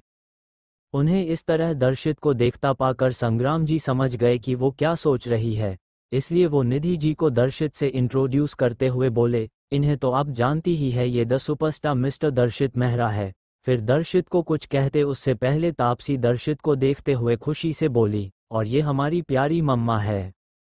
तापसी की बात सुनकर दर्शित ने एक वार्म स्माइल के साथ निधि जी को ग्रीट किया। निधि जी ने भी एक बड़ी सी स्माइल के साथ दर्शित को ग्रीट करके उन तीनों को अंदर आने के लिए बोली। उन्हें लगा नहीं था कि इतना बड़ा स्टार और इतने बड़े घर का बेटा होने के बाद भी दर्शित में कोई ईगो नहीं होगा। उन्हें तो दर्शित की मैनर्स बहुत अच्छे लगे थे। दर्शित ना चाहते हुए भी उनके पीछे पीछे जा रहा था, क्योंकि तापसी ने उसकी एक हाथ को पकड़ रखा था, और वो तो ऐसे भी पता नहीं क्यों पर तापसी की हाथ को छोड़ना ही नहीं चाहता था। चारों सोफे पर बैठ गए। निधि जी ने मेट को जल्दी से स्नैक और काफ़ी लाने के लिए बोल दिया, और खुद फास्ट एड किट ले आए ताकि संग्राम जी की चोट पर मेडिसिन लगा सके। निधि जी अब ये जानना चाहती थी कि संग्राम जी को बेल कैसे मिल गया, क्योंकि जब वो एडवोकेट के पास गई थी संग्राम जी की बेल की बात करने, तब एडवोकेट ने भी बोला था कि ये कोई छोटा मोटा एलिगेशन नहीं है, और तो और दर्शित एक बहुत बड़ा स्टार है, और तो और वो मेहरा खानदान से है, तो संग्राम जी को इतनी आसानी से बेल नहीं मिल सकती। ऊपर से दर्शित के फैंस भी इस वक्त भड़के हुए हैं। इस वक्त हम अभी चाहकर भी संग्राम जी का बेल नहीं करवा सकते, तो फिर संग्राम जी इतनी जल्दी घर कैसे आ गए? निधि जी ने संग्राम जी और तापसी से पूछा तो तापसी ने शुरू से जो कुछ भी हुआ सब कुछ उन्हें बता दिया, कि कैसे वो निधि जी के जाने के बाद में मेंशन की एड्रेस निकालकर यहाँ से मेहरा मेंशन में चली गई, और कैसे ईशानी दीदी और दर्शित सर ने संग्राम जी को जेल से निकलने में उसकी मदद की। ये बात सुनकर निधि जी हैरान हो गई। उनके यहाँ से एडवोकेट के पास जाकर आने तक उनकी बेटी ने इतना कुछ कर लिया। आपने पापा को बचाने के लिए वो बिना कुछ सोचे समझे मेहरा मेंशन में चली गई। अगर वहाँ के लोग अच्छे ना होते और अगर सब सच में संग्राम जी को ही गुनहगार मान रहे होते, तो वो उनकी बेटी की कितनी इंसल्ट करते। वहीं संग्राम जी की आंखों में भी आंसू आ गए थे अपनी बेटी की बातें सुनकर, कि उनकी बेटी मेंशन के बाहर खड़ी थी ताकि वो दर्शित से मिल सके। ये तो अच्छा हुआ कि दर्शित और उनकी बहन इतने अच्छे हैं कि उन लोगों ने उनकी बेटी को अंदर आने दिया, और उसकी बातें सुनकर उन लोगों ने उसे इस केस से बाहर भी निकाला, वरना अगर कोई और होता तो वो सिर्फ सबूत पर विश्वास करता, इंसान पर नहीं। निधि जी ने दर्शित की तरफ देखकर ग्रेटिट्यूड से बोली, थैंक यू हमारी इतनी मदद करने के लिए और मेरी बेटी की बात सुनने के लिए। उनकी बात सुनकर दर्शित, जो तापसी को देखने में खोया हुआ था, वो आपने सिर झटक कर निधि जी तरफ देखकर बोला, कोई बात नहीं, सच तो यही है कि उन्होंने कुछ नहीं किया, और जब वो निर्दोष है तो फिर उन्हें क्यों दंड मिलता, और मैंने कोई कंप्लेंट भी फाइल नहीं किया है मिस्टर मित्तल के खिलाफ, फिर भी अगर उन्हें अरेस्ट किया जाता है तो ये गलत है। वहीं दर्शित की बात सुनकर निधि जी और संग्राम जी को बहुत अच्छा लग रहा था। उन्हें दर्शित बहुत सेंसिबल लग रहा था। तभी तापसी बोली, अरे मम्मा आपको पता नहीं है ईशानी दीदी के पास कितनी पावर है, उनके सामने तो डीसीपी भी झुक जाते हैं। वो साथ में गए थे इसलिए पापा को हम इतनी जल्दी घर ले आए, और तो और ईशानी दीदी ने उस इंस्पेक्टर को सजा भी दे दिया है। उसकी बात सुनकर निधि जी ने बोला, ठीक है, जब तुम्हारी ईशानी दी आएगी तब हम सब उन्हें थैंक यू बोल देंगे। वहीं दर्शित का मन कर रहा था अपना सिर दीवार पर मार ले। हर बात पर इस लड़की को उसकी बहन की याद आती है, वो भी तो वहां गया था ना उसके साथ, पर अब तक तो इस लड़की ने एक बार भी उसकी तारीफ नहीं किया। पता नहीं शादी के बाद ये लड़की क्या क्या करेगी, क्या पता अगर ये बोल दे कि मैं आपके साथ नहीं बल्कि अपनी ईशानी दीदी के साथ हनीमून पर जाऊंगी क्योंकि वो अच्छी है। दर्शित ने अपना सिर झटका, उसकी आंखें हैरानी से फैल गई। हे भगवान, वो ये क्या सोच रहा था? तापसी के साथ शादी? अभी आज ही तो दोनों मिले हैं, तो उसके मन में ये शादी का ख्याल कहाँ से आ गया? उसे अपने आप पर ही शर्म आ रही थी। उसने अपने आप को संभाला तभी मेड काफ़ी और सेक्स लेकर आए। वहीं दर्शित को तो अब एक्वायर्ड लग रहा था। उसे समझ नहीं आ रहा था कि जब से वो तापसी से मिला था उसे क्या हो गया है जो वो ऐसी ऐसी बातें सोचने लगा है। उसे कभी किसी और लड़की के लिए तो ऐसा फील नहीं हुआ था, और ना ही उसने किसी और के लिए कभी ऐसा सोचा था। काफ़ी पीने के बाद दर्शित वहां से जल्दी में निकल गया। सबको लगा कि उसे कुछ काम होगा, इसलिए किसी ने कुछ नहीं बोला। वहीं दर्शित ने बाहर आकर गाड़ी में बैठने के बाद एक गहरी सांस लिया। उसका वहां एक पल भी और रुकना मुश्किल हो रहा था। पता नहीं अगर वो एक पल भी और वहां रुकता तो तापसी को देख देख कर और क्या क्या सोच लेता। शायद सोच में ही वो उन दोनों के बच्चे तक के बारे में सोच लेता। दर्शित के बैठने के बाद ड्राइवर ने कार स्टार्ट कर दिया। ईशानी की बॉडीगार्ड्स की कार भी उसकी कार के पीछे चली गई। वहीं दूसरी तरफ आए जी कॉलेज में इस वक्त प्रिंसिपल ऑफिस में इंद्र जी गुस्से से मोक्ष को घूर रहे थे। वहीं प्रिंसिपल तो बस हैरान होकर देख रहा था। उसे समझ नहीं आ रहा था कि वो क्या करे, क्योंकि उसका ऑफिस इस वक्त किसी जंग के मैदान की तरह लग रहा था, जैसे इंद्र जी अभी मोक्ष से लड़ने लग जाएंगे। इंद्र जी मोक्ष से नजरें हटाकर ईशानी को देखते उसकी हाथ को मोक्ष से छुड़ाने की कोशिश करते हुए बोले, मेरी प्यारी पोती, मेरी बच्ची, तुम क्यों उसे अपनी हाथ पकड़ने दे रही हो? तुमने सुना नहीं कि इस लड़के ने अभी कहा कि ये शादीशुदा है? तुम उससे दूर रहो, मैं तुम्हें इसकी दूसरी बीबी नहीं बनने दूंगा। ईशानी कुछ बोलती उससे पहले इंद्र जी बोले, मुझे पता है बेटा, ये लड़का थोड़ा हैंडसम है और बिजनेस में भी अच्छा है, इसलिए तुम उसे पसंद करने लगे हो, पर तुम चिंता मत करो, मैं तुम्हारे लिए इससे भी अच्छा हैंडसम लड़का और इससे भी पावरफुल लड़का ढूंढ कर लाऊंगा। मेरी ही गलती है जो मैंने तुम्हें इससे मिलने के लिए यहाँ बुलाया। फिर मोक्ष की तरफ देखकर गुस्से से बोले, तुम मेरी पोती की हाथ छोड़ो, वरना अभी तुम्हारे दादाजी नरेंद्र को फोन करके तुम्हारे इस करतूत के बारे में बता दूंगा। मोक्ष ने उनके बात को इग्नोर कर दिया। वो तो अपनी आंखें छोटी करके इंद्र जी को घर रहा था। उसे बिल्कुल भी अच्छा नहीं लगा जब इंद्र जी ने कहा कि वो ईशानी के लिए उससे भी अच्छा और हैंडसम लड़का ढूंढेंगे। इस वक्त उसे जलन के साथ साथ गुस्सा भी आ रहा था। किसी और को तो वो अपनी बीबी के बारे में सोचने भी नहीं दे सकता था, उसकी जिंदगी में आना तो दूर की बात है। उसकी पकड़ ईशानी की हाथ पर टाइट हो गई थी। वहीं ईशानी को भी मोक्ष का गुस्सा और जलन समझ आ रहा था। वहीं उन दोनों के बीच की लड़ाई को दक्ष और नव्या बैठकर आराम से देख रहे थे। दोनों के हाथ में चिप्स थे। दोनों ऐसे देख रहे थे जैसे दोनों के सामने कोई फिल्म चल रही हो। दोनों को बस अपनी भाभी के लिए बुरा लग रहा था जो दोनों के बीच फंस गई थी। इंद्र जी ईशानी को देखकर मासूम फेस बनाकर बोले, बच्चा, ये लड़का तुम्हारे लिए सही नहीं है, मैं सच कह रहा हूँ, मैं इससे भी अच्छा लड़का तुम्हारे लिए ढूंढ दूंगा। उनकी बात सुनकर ईशानी बोली, पर इंद्र दादाजी, आप इनके जैसा दूसरा लड़का कहाँ से ढूंढेंगे? क्या मोक्ष जैसा हैंडसम पावरफुल लड़का आपको कहीं भी मिलेगा? ईशानी की बात सुनकर मोक्ष के दिल को तसल्ली मिली। उसके मन में जो गुस्से की ज्वाला फूट रहा था वो एकदम से गायब हो गया। वो अपनी आंखों में खुशी और प्यार लिए ईशानी को देखने लगा। आखिरकार उसकी बीबी ने उसकी इतनी तारीफ जो किया था तो भला वो खुश कैसे ना होता। उसके दिल में तो खुशी की लड्डू फूट रहे थे। उसका मन कर रहा था इसी वक्त अपनी बीबी को चूम ले। वहीं ईशानी की बात सुनकर इंद्र जी हैरान हो गए। क्या उनकी डेविल पोती को ये लड़का इतना ज्यादा पसंद आ गया है कि वो उसे भूल नहीं पाएगी? इंद्र जी ने गुस्से से मोक्ष को देखा, फिर ईशानी को देखकर बोले, मैं बहुत जल्द ढूंढ दूंगा इससे अच्छा लड़का। तभी मोक्ष बोला, आप ऐसा कैसे कर सकते हैं? आप मेरी बीबी के लिए दूसरा लड़का कैसे ढूंढ सकते हैं?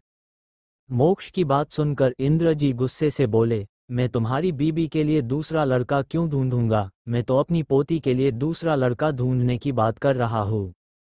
उनकी बात पर मोक्ष एक डेविल स्माइल के साथ बोला, आपकी पोती ही तो मेरी इकलौती वाइफ है। उसकी बात पर इंद्र जी बोले, तो मैं क्या करूं? इतना कहकर वो रुक गए। मोक्ष की बात पर उनका ध्यान गया तो उनकी आंखें हैरानी से बड़ी हो गई। वो मोक्ष की तरफ उंगली पॉइंट करके बोले, तुमने अभी क्या कहा? मेरी पोती तुम्हारी वाइफ है? उनकी बात सुनकर और उनकी एक्सप्रेशन देखकर सबको हंसी आ रही थी। मोक्ष उनको देखकर बोला, हाँ, आपने बिल्कुल सही सुना, आपकी पोती ईशानी मेरी बीबी है। इतना कहकर उसने ईशानी को साइड से हग कर लिया ताकि इंद्र जी को और चिढ़ा सके। वहीं इंद्र तो हैरानी से मोक्ष और ईशानी को देख रहे थे। वहीं प्रिंसिपल तो आपने चेयर से गिरते गिरते बचा था। वो भी इस वक्त बहुत ज्यादा शौक में था। मतलब उसकी डेविल बॉस और मोक्ष राजवंश शादीशुदा है। उसकी डेविल बॉस क्या कम थी जो उनका पति भी मोक्ष राजवंश जैसे डेविल निकला। ये दोनों मिलकर तो एक पल में किसी भी देश का नक्शा पलट सकते हैं। उसने मन ही मन सोचा, दोनों ही क्रूएल डेविल है, दोनों की जोड़ी परफेक्ट है। इंद्र जी ईशानी को देखकर थोड़े गुस्से और मायूसी से बोले, क्या ये लड़का जो कह रहा है वो सच है? क्या सच में तुम दोनों की शादी हो गई है? उनकी बात पर ईशानी ने हाँ में अपना सिर हिला दिया तो इंद्र जी चिढ़ गए और थोड़े गुस्से और नाराजगी से बोले, इसका मतलब तुमने शादी कर लिया है और तुमने आपने इस बूढ़े दादाजी को बताया तक नहीं? क्या तुम्हें ये जरूरी नहीं लगा कि तुम इस बारे में मुझे बता दो? उन्हें नारा देख ईशानी कुछ बोलती उससे पहले दक्ष जो अब तक चिप्स खा रहा था वो बोला, भाई और भाभी ने सिर्फ कोर्ट मैरिज किया है, अभी ज्यादा लोगों को इस बारे में नहीं पता। जब उन दोनों की रीति रिवाज से शादी होगा तब आप देख लेना और आशीर्वाद दे देना। क्या ये अच्छा आइडिया नहीं है? इतना कहकर वो अपने दांत दिखाने लगा। दक्ष की बात सुनकर इंद्र जी का गुस्सा थोड़ा सा शांत हो गया। तो वो ईशानी को देखकर बोले, सिर्फ कोर्ट मैरिज ही हुई है ना? उनकी बात पर ईशानी ने हाँ में सिर हिला दिया। चैप्टर 148 नाराजगी, मायरा की नफरत और जलन। ईशानी की हाँ सुनकर इंद्र जी खुश हो गए। उन्हें तो हमेशा से ईशानी की शादी देखने की इच्छा थी। वो चाहते थे कि उनकी पोती को एक अच्छा लड़का मिले जो हमेशा उसकी केयर करे और प्यार दे। और उन्हें मोक्ष ईशानी के लिए बेस्ट लगा था, इसलिए तो उन्होंने ईशानी को यहाँ मोक्ष से मिलवाने के लिए बुलाया था। तो फिर इतने देर से तुम सब ने इस बारे में मुझे बताया क्यों नहीं? इंद्र जी ने थोड़े गुस्से में कहा। तो ईशानी अपनी सिर हिलाते हुए बोली, पर आप किसी को कुछ बोलने जहाँ दे रहे थे। उसकी बात सुनकर इंद्र जी चुप हो गए। वो तो इसलिए ईशानी को कुछ बोलने नहीं दे रहे थे कि कहीं पिछली बार की तरह ईशानी यहाँ से चली ना जाए। वो चाहते थे कि मोक्ष जैसा अच्छा लड़का उनकी पोती की जिंदगी में आ जाए। मोक्ष भी उनके साथ मजाक कर रहा था कि उसे ईशानी पसंद है। एटलीस्ट वो तो बोल सकता था ना उनके शादी के बारे में। ये सोचकर वो घूरकर मोक्ष को देखने लगे, पर मोक्ष को उनके घूरने से कोई फर्क नहीं पड़ रहा था। नव्या ईशानी की तरफ देखकर खुशी से बोली, भाभी आज से हम दोनों भी आपके साथ रोज कॉलेज अटेंड करेंगे। हम तो मिलकर खूब सारा मस्ती भी करेंगे। दक्ष भी बोला, हाँ भाभी, ऐसे भी ये कॉलेज तो आपका ही है। सच में आप सबसे बेस्ट हो भाभी, आप सबसे ज़्यादा आउटस्टैंडिंग हो, कोई भी आपकी कंपैरिजन नहीं कर सकता। उन दोनों की बात सुनकर ईशानी की होंठों पर स्माइल आ गई। वहीं मोक्ष तो इस वक्त बहुत प्राउड फील कर रहा था। सच में उसकी बीबी हर फील्ड में माहिर है। पता नहीं और कितने राज होंगे उसकी बीबी की जो उसके सामने आना वाला है। वहीं कॉलेज के कैंटीन में कुछ लड़कियां बात कर रही थीं। एक लड़की दूसरी लड़की को देखकर खुशी से बोली, यार मायरा मोक्ष राजवंश कॉलेज आए हैं।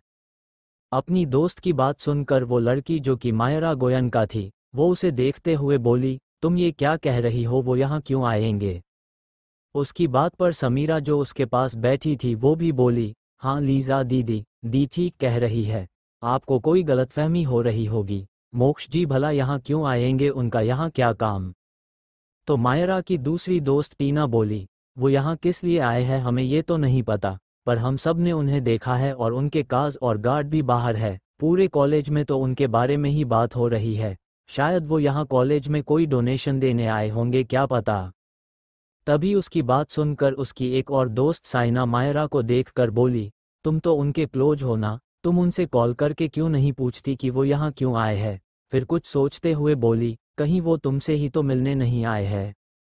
उसकी बात सुनकर मायरा मायूस हो गई। उसे पता था मोक्ष उससे मिलने कभी नहीं आएगा, पर उसके दिमाग में मोक्ष के लिए जो पागलपन था वो खत्म तो नहीं होने वाला था। कुछ सोचकर उसकी आंखों में चमक आ गई। चाहे मोक्ष यहाँ किसी भी वजह से आया हो, वो मोक्ष को जानती है और मोक्ष भी उसे जानता है। तो वो अगर मोक्ष से मिलेगी तब सबको यही लगेगा कि वो मोक्ष की बहुत क्लोज है। और ये भी हो सकता है कि इस बार वो मोक्ष को इम्प्रेस करने में कामयाब हो जाए, क्योंकि वो इस कॉलेज की कैंपस ब्यूटी थी। उसे हर लड़का पसंद करता था। उसने अपने बाल संवार कर अपनी जगह से खड़ी हो गई। वो मोक्ष के साथ मिलने की इस मौके को अपने हाथ से नहीं जाने देना चाहती थी। मायरा के साथ साथ समीरा और उसकी चारों चमचियां भी वहां से चली गई। जैसे ही वो बाहर पहुंचे तो टीना बोली, वो तो प्रिंसिपल ऑफिस की तरफ गए हैं। टीना की बात सुनकर सब प्रिंसिपल ऑफिस की तरफ चले गए। जैसे ही वो वहां पहुंचे वहां और भी कुछ लड़कियां थीं जो बात कर रही थी। उनकी बातों में ज्यादातर मोक्ष का जिक्र था। वहीं उन लड़कियों को मोक्ष के बारे में बात करता देख और मोक्ष की हैंडसम चेहरे तारीफ करता देख मायरा को गुस्सा आ रहा था। उसकी हिसाब से मोक्ष को देखने का हक सिर्फ उसकी है, उसके सिवा कोई भी मोक्ष के काबिल नहीं है। वो उस लड़की को जोर से धक्का देकर आगे चली गई। समीरा और मायरा की सीडीओ भी चले गए। वहीं वो लड़की जिसे मायरा ने धक्का दे दिया था उसकी हाथ साइड दीवार पर लगने से खरोच भी आ गया था। बाकी लड़कियां उसे संभालने लगी। वो लड़की गुस्से से बोली, पता नहीं इस लड़की को किस बात का घमंड है। देखो कैसे धक्का देकर जा रही है, जैसे ये कहीं की महारानी हो। तभी दूसरी लड़की बोली, कुछ नहीं, बस उसे अपनी खूबसूरती और कैंपस ब्यूटी होने का घमंड है, पर इसे तो ये नहीं पता कि इससे भी 100 गुना ज़्यादा खूबसूरत लड़की इस कॉलेज में है। ये तो उसके आगे कुछ नहीं है। वहीं मायरा और उसके दोस्त जो उनसे थोड़ दूर ही गए थे, उन्हें से सुनकर बहुत गुस्सा आ रहा था। मायरा का तो गुस्से से खून खौल रहा था। वो कैंपस बूट थी, उसके हिसाब से हर लड़का उसे पसंद करता है और हर लड़की उससे जलती है। पर यह सुनकर कि कोई उससे भी ज़्यादा खूबसूरत लड़की इस कॉलेज में है, उसे गुस्सा आ रहा था। पर सामने राजवंश फैमिली के गार्ड्स थे जो किसी को भी ऑफिस के पास नहीं जाने दे रहे थे। उन गार्ड्स के आगे मायरा अपनी इमेज खराब नहीं करना चाहती थी, क्योंकि उसने ज़्यादातर गार्ड्स को मॉक और राजवंश फैमिली के साथ देखा था। उसने अभी उन सबको इग्नोर करना सही समझा और अपने चेहरे पर एक नकली स्माइल लाते हुए उन गार्ड की तरफ देखकर बोली, क्या मोक्ष जी अंदर है? मुझे उनसे मिलना था, क्या मैं थोड़ी देर के लिए अंदर जा सकती हूँ? उसकी बात सुनकर गार्ड्स की भौहें सिकुड़ गई। वो मायरा को देखते हुए बोला, सॉरी मिस, आप जो भी है आप उनसे नहीं मिल सकते। बॉस यहाँ कुछ जरूरी काम से आए हैं और उन्होंने मन किया है किसी भी अनजान इंसान को अंदर ना जाने दिया जाए। उस गार्ड की बात सुनकर थोड़ी दूरी पर खड़ी लड़कियां मायरा पर हंसने लगी। जिस लड़की को मायरा ने धक्का दिया था वो अपने दोस्त से बोली, ये खुद को क्या हूर की परी समझती हैं जो मोक्ष राजवंश से ऐसे ही मिलना चाहती है। उसकी बात सुनकर बाकी सब भी हंसने लगी, पर तभी एक लड़क बोली, अभी हमें कुछ नहीं बोलना चाहिए। मैंने अपने डैड से सुना है मायरा की फैमिली और राजवंश फैमिली के बीच शायद अच्छी बॉन्डिंग है। उसकी बात सुनकर सब ने सिर हिला दिया, पर उन्हें हंसी आ रही थी, इसलिए वो सब अपने मुंह में हाथ रख के हंसने लगे। वहीं मायरा, समीरा और उसकी दोस्तों को तो बहुत गुस्सा आ रहा था। मायरा को उन लड़कियों पर भी इस वक्त बहुत ज़्यादा गुस्सा आ रहा था। वो अपने गुस्से को दबाने की नाकाम कोशिश कर रही थी। समीरा उन गार्ड्स को देखकर गुस्से से बोली, तुम लोग सिर्फ मोक्ष जी के गार्ड्स हो, तुम लोगों की इतनी हिम्मत कि तुम मेरी दी मायरा गोयनका की इंसल्ट करो और उन्हें मोक्ष जी से मिलने अंदर जाने से रोको। उसकी बात सुनकर भी गार्ड्स को कोई फर्क नहीं पड़ा। वो समीरा और मायरा को ऐसे देख रहे थे जैसे वो सब किसी जोकर को देख रहे हो। क्या ये दोनों लड़कियां पागल है जो बार बार उनके बॉस और लेडी बॉस के पीछे पड़े हैं? पिछली बार हॉस्पिटल में भी उन सब ने देखा था कि कैसे उनकी लेडी बॉस ने इन दोनों को घुटने पर ला दिया था और उनके बॉस ने भी इन्हें किसी कचरे जैसा ट्रीट किया था। फिर भी इन दोनों का कॉन्फिडेंस तो देखो, दोनों कैसे उनके बॉस से मिलना चाहते हैं और तो और कितने रौब से बोल रहे हैं। सब मन ही मन यही सोच रहे थे। वहीं उन गार्ड्स को अपने तरफ से देखता पाकर जैसे वो उनके सामने कुछ भी ना ही, मायरा और समीरा को गुस्सा आ रहा था। तभी लीजा गुस्से से बोली, ये गार्ड्स इतने बदतमीज क्यों है? क्या इन्हें डर नहीं कि अगर मिस्टर मोक्ष को पता चल गया कि इन लोगों ने तुम्हारे साथ ऐसा बिहेव किया है तो मिस्टर मोक्ष उनके साथ क्या करेंगे? हाँ मायरा, इन लोगों को पता ही नहीं कि कैसे बात करनी है। इन्हें तो बिल्कुल भी तमीज नहीं है। तुम्हें मिस्टर मोक्ष के सामने इन सब की कंप्लेंट करनी चाहिए। देखना मिस्टर मोक्ष इन्हें अच्छा सबक सिखाएंगे, इन्हें जॉब से निकाल देंगे, साइना ने भी लिजा की साथ देते हुए कहा। वहीं उन दोनों की बात सुनकर गार्ड्स का चेहरा ऐसा हो गया जैसे उन सब ने कोई अच्छा चुटकुला सुन लिया है। वहीं मायरा को पता था कि मोक्ष तो उसे शायद अभी बात भी नहीं करेगा, उसकी बात सुनना तो दूर की बात है, पर वो अपनी दोस्तों के साथ अपनी इंसल्ट नहीं करना चाहती थी।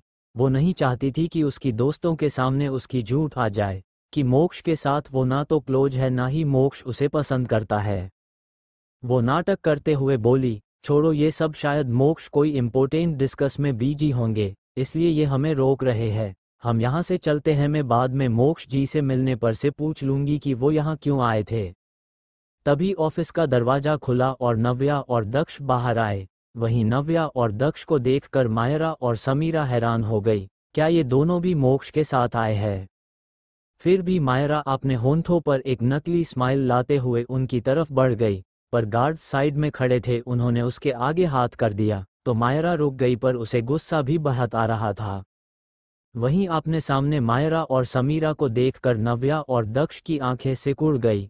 नव्या दक्ष से बोली, भाई ये चुड़ैल यहाँ क्या कर रही है? क्या ये भाई का पीछा करके यहाँ तक आ गई है?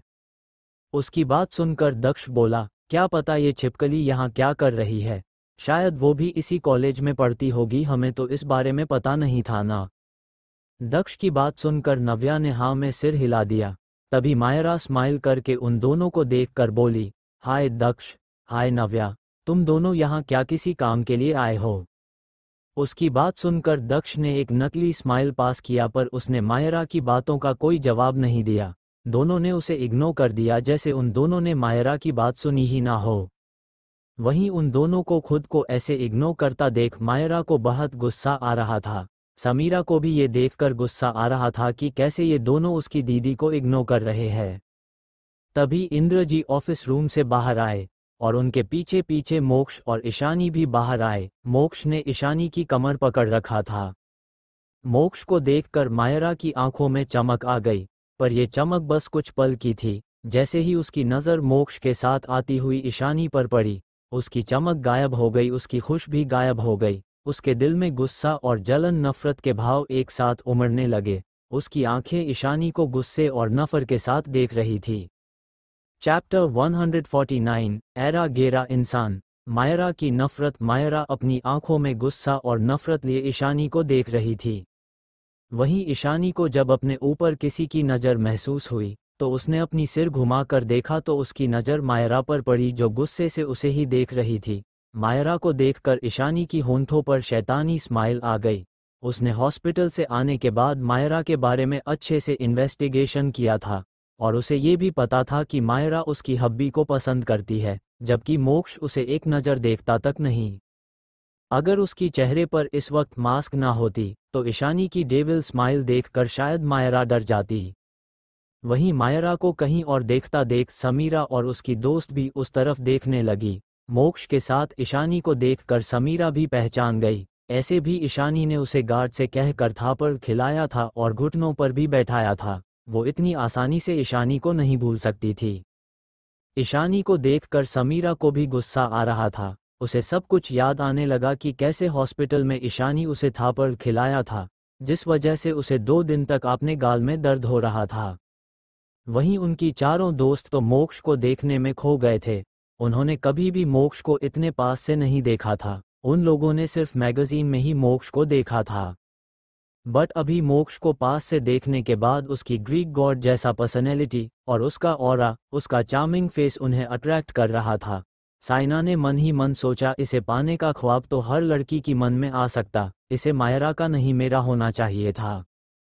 तभी टीना की आवाज़ से वो होश में आए। टीना मोक्ष के साथ ईशानी को देखकर मायरा से बोली, मायरा ये कौन है जो मिस्टर मोक्ष के साथ है, और मिस्टर मोक्ष तो इस लड़की के कितने क्लोज है, दोनों गर्लफ्रेंड बॉयफ्रेंड लग रहे हैं। उसकी बात सुनकर बाकी सब भी मायरा को कन्फ्यूजन से देखने लगे। टीना की आवाज़ से मायरा होश में आई। उसे समझ नहीं आ रहा था कि वो क्या बोले। उसने तो अपनी सारे फ्रेंड से ये झूठ बोला था कि वो मोक्ष के बहुत क्लोज है और मोक्ष उसे पसंद करता है। अब जब मोक्ष के साथ ईशानी सबके सामने है तो वो क्या बोलेगी। मायरा ने अपनी आंखों में आंसू लाकर उन सबको देखा, जैसे उसके साथ कितना बड़ा अन्याय हुआ हो, ताकि सबको लगे कि ईशानी मोक्ष और उसके बीच में आ गई है। मायरा की आंखों में आंसू देखकर उसकी दोस्तों को बुरा लग रहा था। उन्हें भी यही लगा कि शायद इस लड़की ने मोक्ष को सेड्यूस किया है और मोक्ष और मायरा के बीच आ गई है। उन चारों को मायरा के लिए बुरा लग रहा था, क्योंकि उन्हें पता था कि मायरा मोक्ष को बहुत पसंद करती है। लीजा गुस्से से बोली, ये लड़की है कौन जिसने तुमसे मोक्ष को छीन लिया। टीना भी बोली, हाँ तुम सही कह रही हो। फिर मायरा को देखकर बोली, तुम्हें मोक्ष से सवाल करना चाहिए कि वो उस लड़की के साथ क्यों है। मायरा उसकी बात सुनकर हड़बड़ा गई, क्योंकि उसे पता था कि वो ऐसा नहीं कर सकती थी, क्योंकि मोक्ष तो उसे एक नज़र देखता भी नहीं था। वहीं आसपास खड़ी भीड़ में से लड़कियां भी मोक्ष और ईशानी को साथ देख रहे थे। दोनों इस वक्त बहुत क्लोज थे और मोक्ष का हाथ ईशानी की कमर पर था और वो ईशानी को प्यार से देखते हुए चल रहा था। ये सीन बहुत ही आई कैचिंग था। दोनों बिल्कुल एक दूसरे की कंपैटिबल लग रहे थे। दोनों का ऑरा बहुत पावरफुल था। ईशानी उस मास्क के पीछे से भी बहुत खूबसूरत लग रही थी। कोई भी बता सकता था कि उस मास्क के पीछे की चेहरा बहुत ज़्यादा खूबसूरत होगी। यार वो लड़की कितनी लकी है, पक्का वो मोक्ष राजवंश की गर्लफ्रेंड होगी, एक लड़की ने मायूसी से बोला। तो दूसरी लड़की बोली, हाँ दोनों कितने क्लोज है, बिल्कुल एक कपल की तरह लग रहे हैं। उनकी बात सुनकर एक और लड़की बोली, वो लड़की भी किसी बड़े खानदान से होगी, उसकी ऑरा और प्रेसेंस कितनी पावरफुल है, वो बहुत खूबसूरत भी जरूर होगी।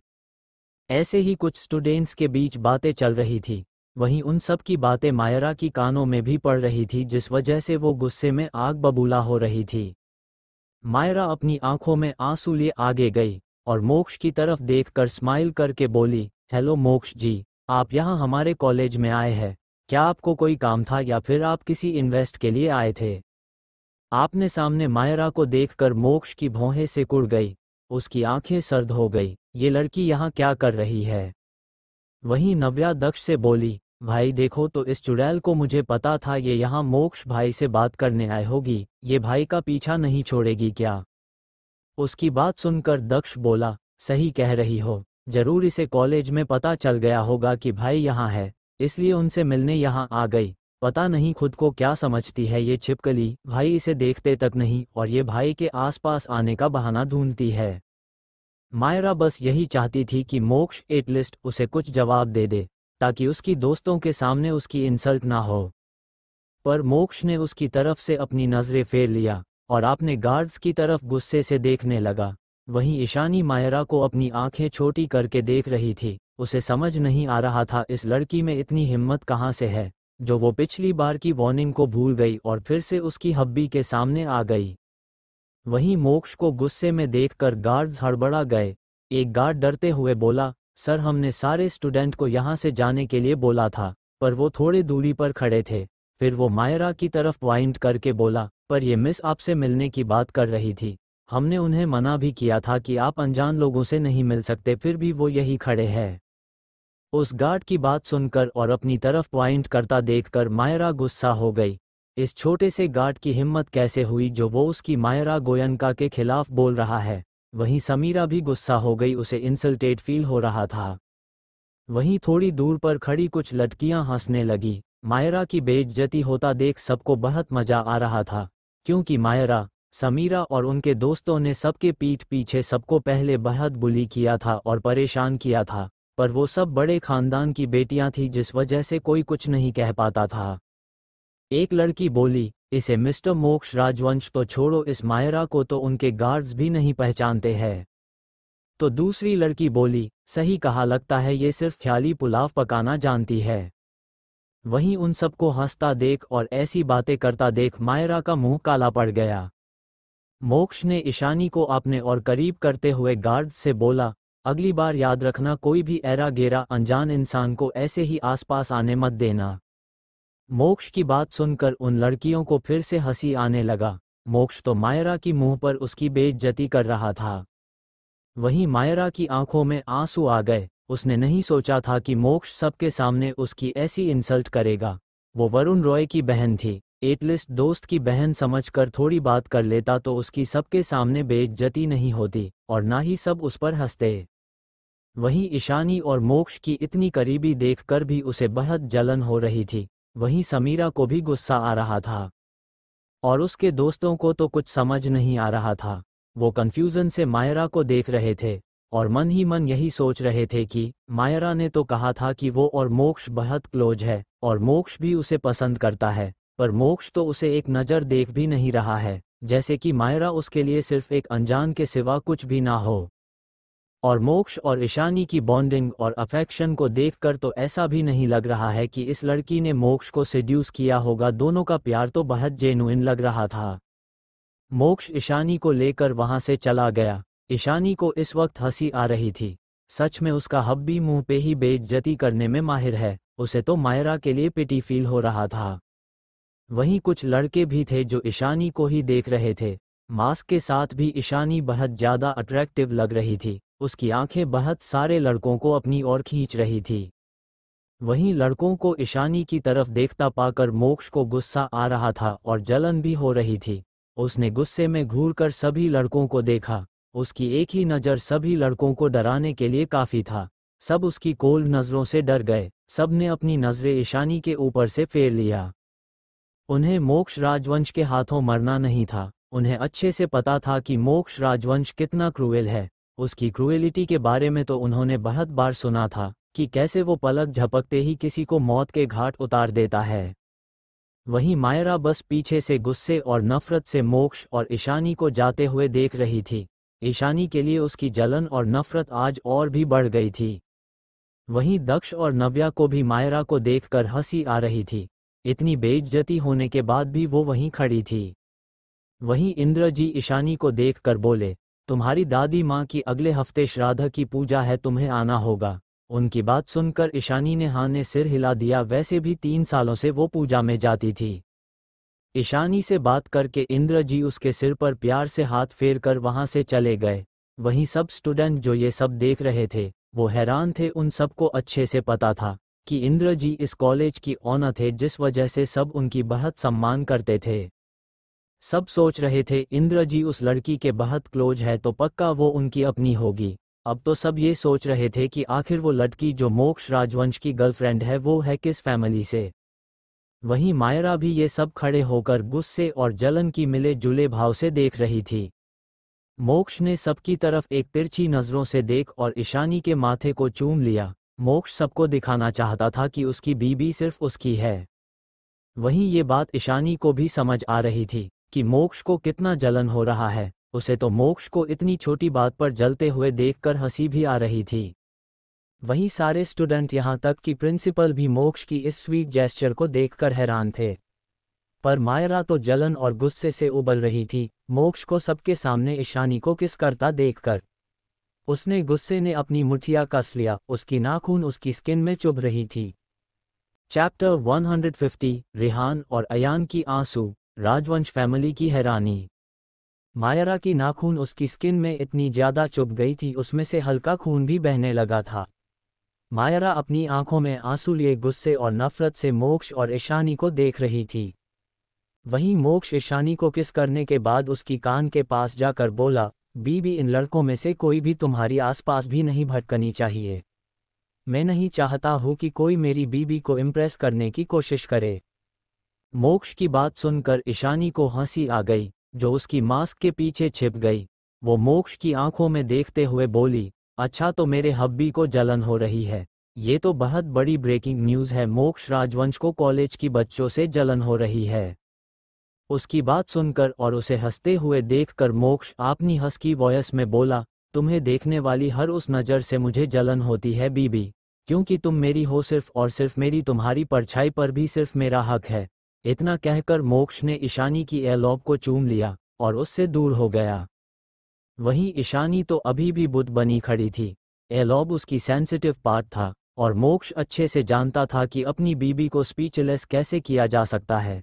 ईशानी ने अपने चारों ओर देखा पर किसी ने भी मोक्ष को ईशानी के एलॉब पर किस करते हुए नहीं देखा था, जिस वजह से ईशानी ने चैन की सांस ली। वहीं दक्ष और नव्या उनके पास आते हुए बोली, भैया भाभी हम दोनों ने कुछ नहीं देखा सच में। उन दोनों की बात सुनकर ईशानी का चेहरा शर्म से लाल हो गया। वहीं ईशानी को शर्माते हुए देखकर मोक्ष की होठों पर स्माइल आ गई। ईशानी की लाल गाल देखकर तो उसका तो मन कर रहा था वो उसकी चिक्स को बाइट कर ले। मोक्ष को स्माइल करता देख ईशानी ने गुस्से में उसे घूर कर देखा, पर इससे मोक्ष को कोई फर्क नहीं पड़ा। उसे तो ईशानी गुस्से में भी इस वक्त बहुत क्यूट लग रही थी। ईशानी दक्ष और नव्या को बाय बोलकर अपनी कार में बैठकर वहां से चली गई। ईशानी की जाने के बाद मोक्ष भी अपने कार में बैठ गया। थोड़ी देर में उनकी भी सारी कार्स वहां से चली गई। थोड़ी देर में ईशानी की कार मेहरा मैंशन में आकर रुकी। ईशानी जैसे ही अंदर जाने को हुई कि तभी उसे नकुल का कॉल आया। ईशानी ने कॉल रिसीव कर लिया तो उधर से नकुल की बात सुनकर ईशानी की चेहरे पर एक डेविल स्माइल आ गई। वो उसी स्माइल के साथ बोली, ठीक है उसे वही बेस पर रखो, उसकी खातिरदारी में कोई कमी नहीं होनी चाहिए। इतना कहकर ईशानी ने कॉल कट किया और मैंशन के अंदर चली गई।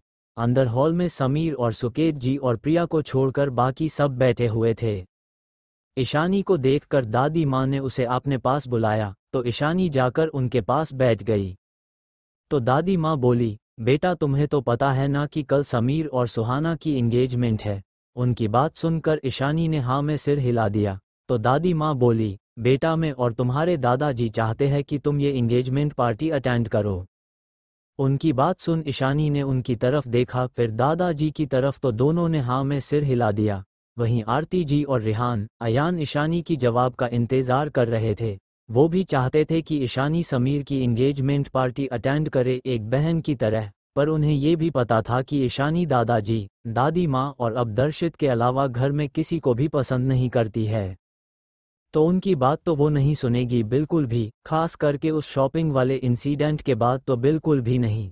समीर को और बाकी सबको डर था कि ईशानी से समीर की एंगेजमेंट पार्टी अटेंड ही नहीं करेगी। इसलिए समीर ने सुबह दादाजी और दादी माँ को ईशानी को एंगेजमेंट पार्टी में आने के लिए बोलने को बहुत रिक्वेस्ट किया था। वो खुद भी ईशानी की आने का इंतज़ार कर रहा था ताकि वो ईशानी को मना सके, पर ऑफिस में एक अर्जेंट मीटिंग होने की वजह से उसे जाना पड़ा, क्योंकि सुकेत जी भी किसी और बिजनेस मीटिंग में चले गए थे। आपने दादाजी और दादी माँ की आंखों में उम्मीद देखकर ईशानी मना नहीं कर पाए। उसने हाँ बोल दिया, पर उसे सच में कल की पार्टी अटेंड करने में कोई इंटरेस्ट नहीं था। वहीं ईशानी की हाँ सुनकर दादाजी ने एक राहत की सांस ली। दादी माँ की होंठों पर स्माइल आ गई। वहीं आरती जी, रेहान और अयान की होंठों पर भी स्माइल आ गई, पर दर्शित चुपचाप बैठा था। वो चाहता तो था कि ईशानी इस पार्टी में आए, पर अगर ईशानी मना भी कर देती तो भी दर्शित नहीं चाहता था कि कोई ईशानी को फोर्स करे इस पार्टी में आने के लिए। ईशानी दादाजी और दादी माँ से कुछ बात करके अपनी रूम की तरफ चली गई। वहीं नंदिनी भी ईशानी के साथ चली गईं। आरती जी और दादी माँ कल के लिए लिस्ट बना रही थी, कल के लिए बहुत सारी अरेंजमेंट भी करनी थी।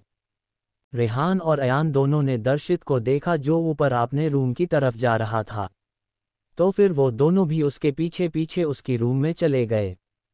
वहीं ईशानी के रूम में ईशानी अपने लैपटॉप में कुछ काम कर रही थी। वहीं नंदिनी ने आज सुबह जो कुछ भी हुआ सब कुछ ईशानी को बता रही थी। नंदिनी की बात सुनकर ईशानी की हाथ रुक गए। उसने मन ही मन सोचा, क्या बात है, मिस्टर समीर मेहरा के अंदर इतना दिमाग कहाँ से आ गया। और जिस बहन को खरोच आने पर भी वो बर्दाश्त नहीं कर पाते थे, आज उस पर हाथ भी उठाया और कमरे में एक दिन के लिए बंद भी कर दिया, वो भी भूखी प्यासी। तभी नंदिनी खुशी से बोली, मुझे तो इस वक्त उस छिपकली प्रिया की चेहरा देखना था कि वो कैसे रिएक्ट कर रही होगी। इस वक्त तो वो गुस्से और भूख से अपनी बाल नोच रही होगी। Tears of Joy. नंदिनी को इतना खुश देखकर ईशानी ने ना में अपना सिर हिला दिया, पर उसे भी पता था कि सच में प्रिया इस वक्त अपनी बाल नोच रही होगी। ईशानी फिर से अपने काम करने लगी। वहीं नंदिनी अपनी फ़ोन लेकर बैठ गई। वहीं दर्शित के रूम में रेहान और अयान दर्शित के सामने मासूम सी शकल बनाकर खड़े थे। रेहान दर्शित के पास बैठकर उसकी हाथ पकड़ते हुए बोला, भाई हमें भी बताइए ना कि आपने ऐसा क्या किया जो ईशानी ने आपको माफ़ कर दिया। अयान भी उसकी दूसरी तरफ बैठकर उसके दूसरे हाथ को हिलाते हुए मायूसी से बोला, हाँ भाई बताइए, हम भी ईशानी को वैसे ही मनाएंगे जैसे आपने मनाया है। वो आपसे कितनी अच्छे से प्यार से बात करने लगी है, पर वो समीर भाई और हम दोनों की तरफ देखती भी नहीं है और ना ही बात करती है। अगर हम बात करने की कोशिश करें तो भी वो कोई जवाब भी नहीं देती है। उन दोनों की बात सुनकर दर्शित की चेहरे पर एक फीकी सी स्माइल आ गई। वो उन दोनों को देखते हुए बोला, तुम लोगों ने पहले उसके साथ जैसा बर्ताव किया था, क्या तुम लोगों को याद है? वो मुझसे भी नाराज थी, गुस्सा थी, शायद नफरत भी करती थी, क्योंकि मैं चुप रहता था। तुम लोग उसके साथ जैसा भी बिहेवियर करते थे, उसे देख के भी मैं उस वक्त चुप था। भले ही मेरे मन में उसके लिए प्यार था और उसके लिए एक बड़े भाई होने का एहसास था, पर मैंने उस वक्त अपने बड़े भाई होने का फर्ज नहीं निभाया और उसकी वजह से आज भी मुझे पछतावा है। अगर उस वक्त मैं उसके लिए एक कदम आगे बढ़ाता तो वो मुझे कभी नफरत भी नहीं करती, और अभी भी मैं नहीं चाहता हूँ कि तुम में से कोई भी उसे हट करे। जब तक वो खुद तुम सबको नहीं अपनाती मैं कुछ भी नहीं कर सकता। पर दर्शित को दिल ही फिल में खुशी थी कि उसकी बहन उसके साथ बात कर रही है, उसकी केयर कर रही है। वहीं दर्शित की बात सुनकर रेहान और अयान चुप हो गए थे, क्योंकि ये सच था कि दर्शित ने कभी भी ईशानी के साथ कोई बुरा बिहेवियर नहीं किया था जैसे उन्होंने किया था, और ना ही दर्शित ने कभी ईशानी को प्रिया के साथ कंपेयर किया था। शायद इसी वजह से ईशानी ने दर्शित भाई को इतनी जल्दी माफ़ कर दिया, क्योंकि दर्शित भाई ने उसके साथ कुछ बुरा नहीं किया था। पर क्या यही बात उनके लिए कही जा सकती थी? कितनी बार उन लोगों ने प्रिया की बातों में आकर ईशानी को कितना कुछ सुनाया था। उन्होंने हर बार बस प्रिया के साथ ईशानी को कंपेयर ही किया था, जबकि ईशानी उनकी खुद की बहन थी जिसने इतने साल बाहर सफ़र किया था। उन्हें ईशानी को प्यार देना चाहिए था पर उन्होंने तो उसे सिर्फ ताने ही दिए थे। ये सोचकर रेहान और अयान की आंखों में आंसू आ गए। काश उस वक्त वो ये सब गलती ना करते, काश उस वक्त वो अपनी बहन ईशानी को प्यार देते, तो आज वो उन्हें भी ऐसे ही पहले की तरह भाई भाई बोलकर उनके पीछे भागती। दोनों की आंखों में इस वक्त आंसू थे। दोनों ने एक दूसरे को देखा, फिर दर्शित को देखकर बोले, भाई क्या कभी ईशानी हमें माफ नहीं करेगी? उनकी बात सुनकर और उनकी आंखों में आंसू देखकर दर्शित को समझ नहीं आया कि वो क्या बोले, क्योंकि उसे तो पता नहीं था कि ईशानी कभी सबको माफ करेगी भी या नहीं। वहीं दूसरी तरफ राजवंश विला सब हॉल में बैठे हुए थे। तभी मोक्ष के साथ दक्ष और नव्या दोनों अंदर आए। दोनों इस वक्त बहुत खुश लग रहे थे। भला खुश क्यों ना होते, दोनों का ट्रांसफर आए जी कॉलेज में जो हो गया था, उन्हें अब अपनी भाभी के साथ ज़्यादातर रहने को जो मिलने वाला था। नव्या चहकते हुए आगे आए और सोफे पर दादी माँ और कल्पना जी के पास बैठ गई और खुशी से बोली, दादी माँ, मोम आपको पता है आप कॉलेज में क्या हुआ? आप सुनोगी तो आपको भी हैरानी होगी। उसे इतना खुश देखकर और उसे ऐसे एक्टिंग करते देखकर दादाजी भी उसकी तरफ देखने लगे और बोले, सिर्फ आपने दादी माँ और मोम को क्यों, हमें भी बताइए कि क्या हुआ जो हमारी प्यारी राजकुमारी इतनी खुश है। उनकी बात सुनकर नव्या खुशी से बोली, दादाजी ये बात भाभी के बारे में है, आप सुनेंगे तो आपको भी हैरान हो जाएंगे और आपको प्राउड भी फील होगा। दक्ष भी आकर उनके पास बैठ गया। मोक्ष जानता था कि ये दोनों नमूने ईशानी के बारे में ही बताने वाले हैं। वो भी सोफे पर बैठ गया, उसे भी अपनी बीबी की तारीफ सुननी थी। तभी कल्पना जी एक्साइटेड होकर बोली, क्या ये मेरी प्यारी बहू के बारे में है तो जल्दी बताओ। दादी माँ भी एक्साइटेड थी उनकी बात सुनने के लिए। नव्या ने एक्साइटेड कर खुशी खुशी वो सब कुछ बता दिया जो भी आज हुआ था। वहीं ये बात सुनकर कि ईशानी ही आए जी कॉलेज की मिस्टीरियस ऑनर है, जिसने 3 सालों में उस कॉलेज को इतनी ऊंचाइयों तक पहुंचा दिया था कि कोई दूसरी कॉलेज उससे टक्कर नहीं दे सकती थी। सब हैरान थे। उन सब ने भी सुना था कि इंद्र शास्त्री ने उस कॉलेज को किसी और के नाम कर दिया था, जिसने इतने कम साल में कॉलेज को टॉप पर पहुंचा दिया था। नरेंद्र जी तो इंद्र जी से कई बार मिले थे और तब इंद्र शास्त्री हमेशा उनकी कॉलेज की नई ऑनर की तारीफ करते थे और उसे अपनी पोती कहते थे। अब उन्हें समझ आ रही था कि वो उनकी पोता बहू की ही तारीफ करते थे।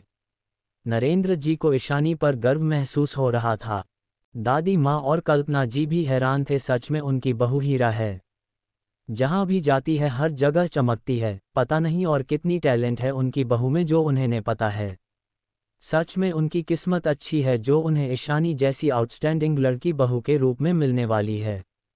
शायद ही कोई और लड़की कभी उसकी मुकाबला कर सके।